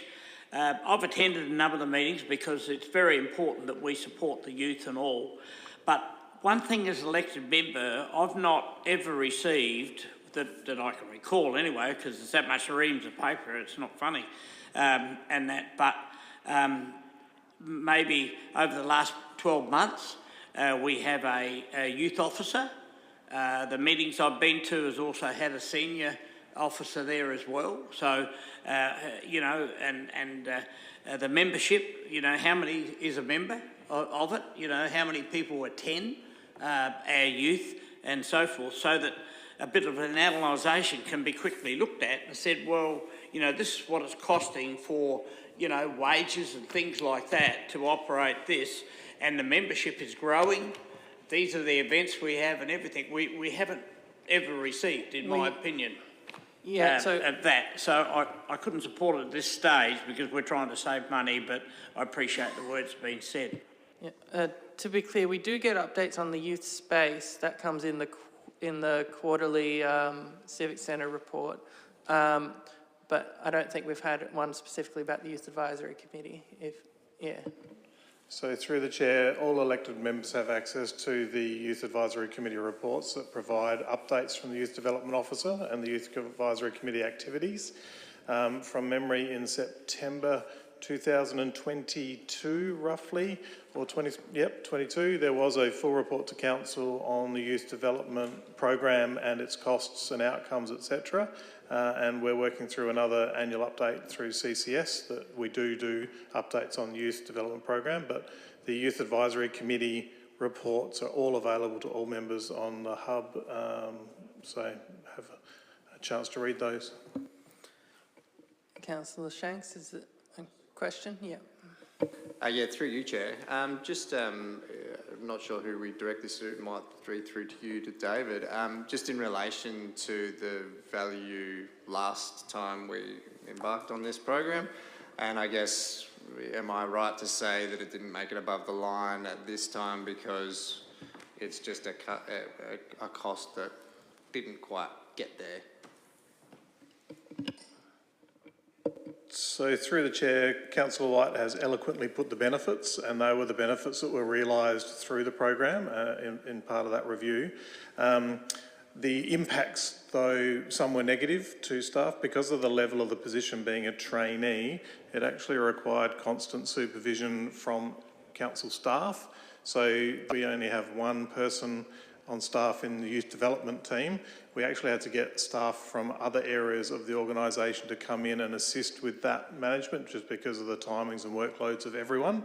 So there was quite a significant staffing resource impact to administer the traineeship and provide the trainee with the opportunities and development that they needed from a management perspective. Given that and budget pressures, reasoning why council staff decided to put this one below the line. Councillor Solomon. Thank you, Acting Mayor. This one is, I mean, one that's particularly close to my heart because it was something that I helped design along with a few other people, Jack Gill, Jade Hancock, Renee Chamberlain, to name a few, during my time on the Youth Advisory Committee. And it does break my heart to sort of say this, but I think there's at least an explanation owed, and I don't want to understate the severity of the situation that we find ourselves in with this budget, where we are really faced with some very hard choices. And Councillor White rightly outlined a lot of those benefits that are there. We have a lot of young people who come into that youth space who really value that connection. Especially people for whom that is a safe space. They're coming in and they value that connection with another young person who works there. That being said, there is still that connection with volunteers who commit great experience for that person who's going into that role. As a trainee as well, I think there's very obvious benefits from that and very obvious benefits to both the town of Gawler, as an organisation, and to the person involved from having had them in that role. However, at the current time, and my mind is open to being changed, especially at later stages of the budget once we've gone through that consultation. But I think at the current time it doesn't fit with the discipline and the strategy, which we've just talked about quite in depth, which is that we really need to make sure that we are focusing staff time in some really critical areas for delivering the services that we do have on offer. I am slightly annoyed that, you know, at the time that we didn't put forward something which would have been a recurring staff item, and you know, that was again a point of contention at the time, because then it would still be there. But in the current state of the budget that we're in, I'm not sure if I could justify putting this above the line while we have other projects which are ongoing plans which have been developed, which are not being delivered on, and which the community is suffering as a result of, because we're not able to fund those staff positions. So, like I said, I'm open to having my mind changed, and it, you know, it does break my heart that, you know, this is something which I know myself and others worked very, very hard on, and which is such a great program, but unfortunately I can't support at this stage of the budget. Any other discussion? If not, would you like to wrap up the debate? Thanks, Acting Mayor. Just briefly, yeah, no, I appreciate everyone's comments. I appreciate honesty and openness, and yeah, do appreciate the gravity of the situation, which is good to acknowledge, important to acknowledge when we're dealing with these things, and important to also put into practice when we say all these things and we talk that this is important, and then, you know, when the when the decisions need to be made, we actually stick by that, which I think is really, really good. I will just sort of respond and say the reason I wanted to put this up tonight is because I wanted to get it, if there was sentiment to include it in the draft budget, I wanted to run it through the Audit and Risk Committee and all the public consultation stages. I appreciate that there is room to change things just before the end of June, but I see it as good governance to actually have all these decisions and everything outlined now before they go out to community and our expert Audit and Risk Committee. And do appreciate that, yep, of course, there's plenty of things that we need to put on the chopping block, and there's plenty of things that staff have put on the chopping block that we haven't even realised because they've made all of those savings prior to presenting us with the budget. So I can really appreciate the gravity of the situation, and do think that while it is a great program, there is option room in the future. I would like to encourage the YAC representatives that are on council to maybe pass on the sentiment to the Youth Advisory Committee and say that we do listen and appreciate them, but this is the truth and the honest truth. It is nothing against them or the position, but very much so a broader picture, and explain to them what's going on in the council that they advise. I would really, really strongly encourage that. But appreciate all your comments, and yeah, look forward to supporting our youth in other ways as well. I'll put the motion. All those in favour? All those against? It is lost. Councillor Hennessy? Just to forewarn that we're running out of time. We've got 12 minutes, and I'm actually going to offer an alternative recommendation. So can we, I don't particularly want to come back for another meeting tomorrow night, so could we keep things brief? Yeah, well, so does anyone have more things to move above or below the line? If not, Councillor Hennessy, you've provided that? My apology, I've sent it around to the acting CEO and to elected members. I haven't, of course, having been told that I can't get it to the governance, I'm sorry about that. My alternative recommendation is, for the third time, I'm not prepared to support a motion that says we endorse in principle. So I've changed this around to say that we will approve these two documents, and I've given I've used the existing detail. We'll approve them to go forward to the Audit and Risk Committee for review. That's the change.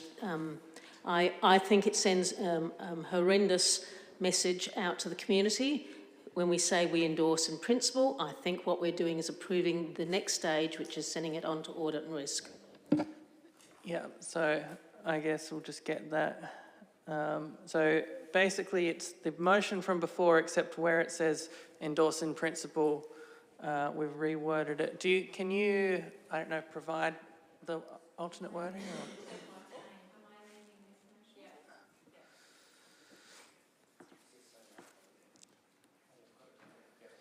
Yeah, it's otherwise the same motion, just with a tweak to the words around endorsement, as we've had a discussion around on several other motions.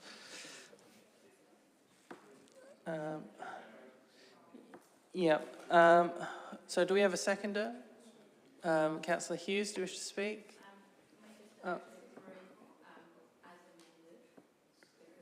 Yes. We also have to add as amended because we took the CCTV out.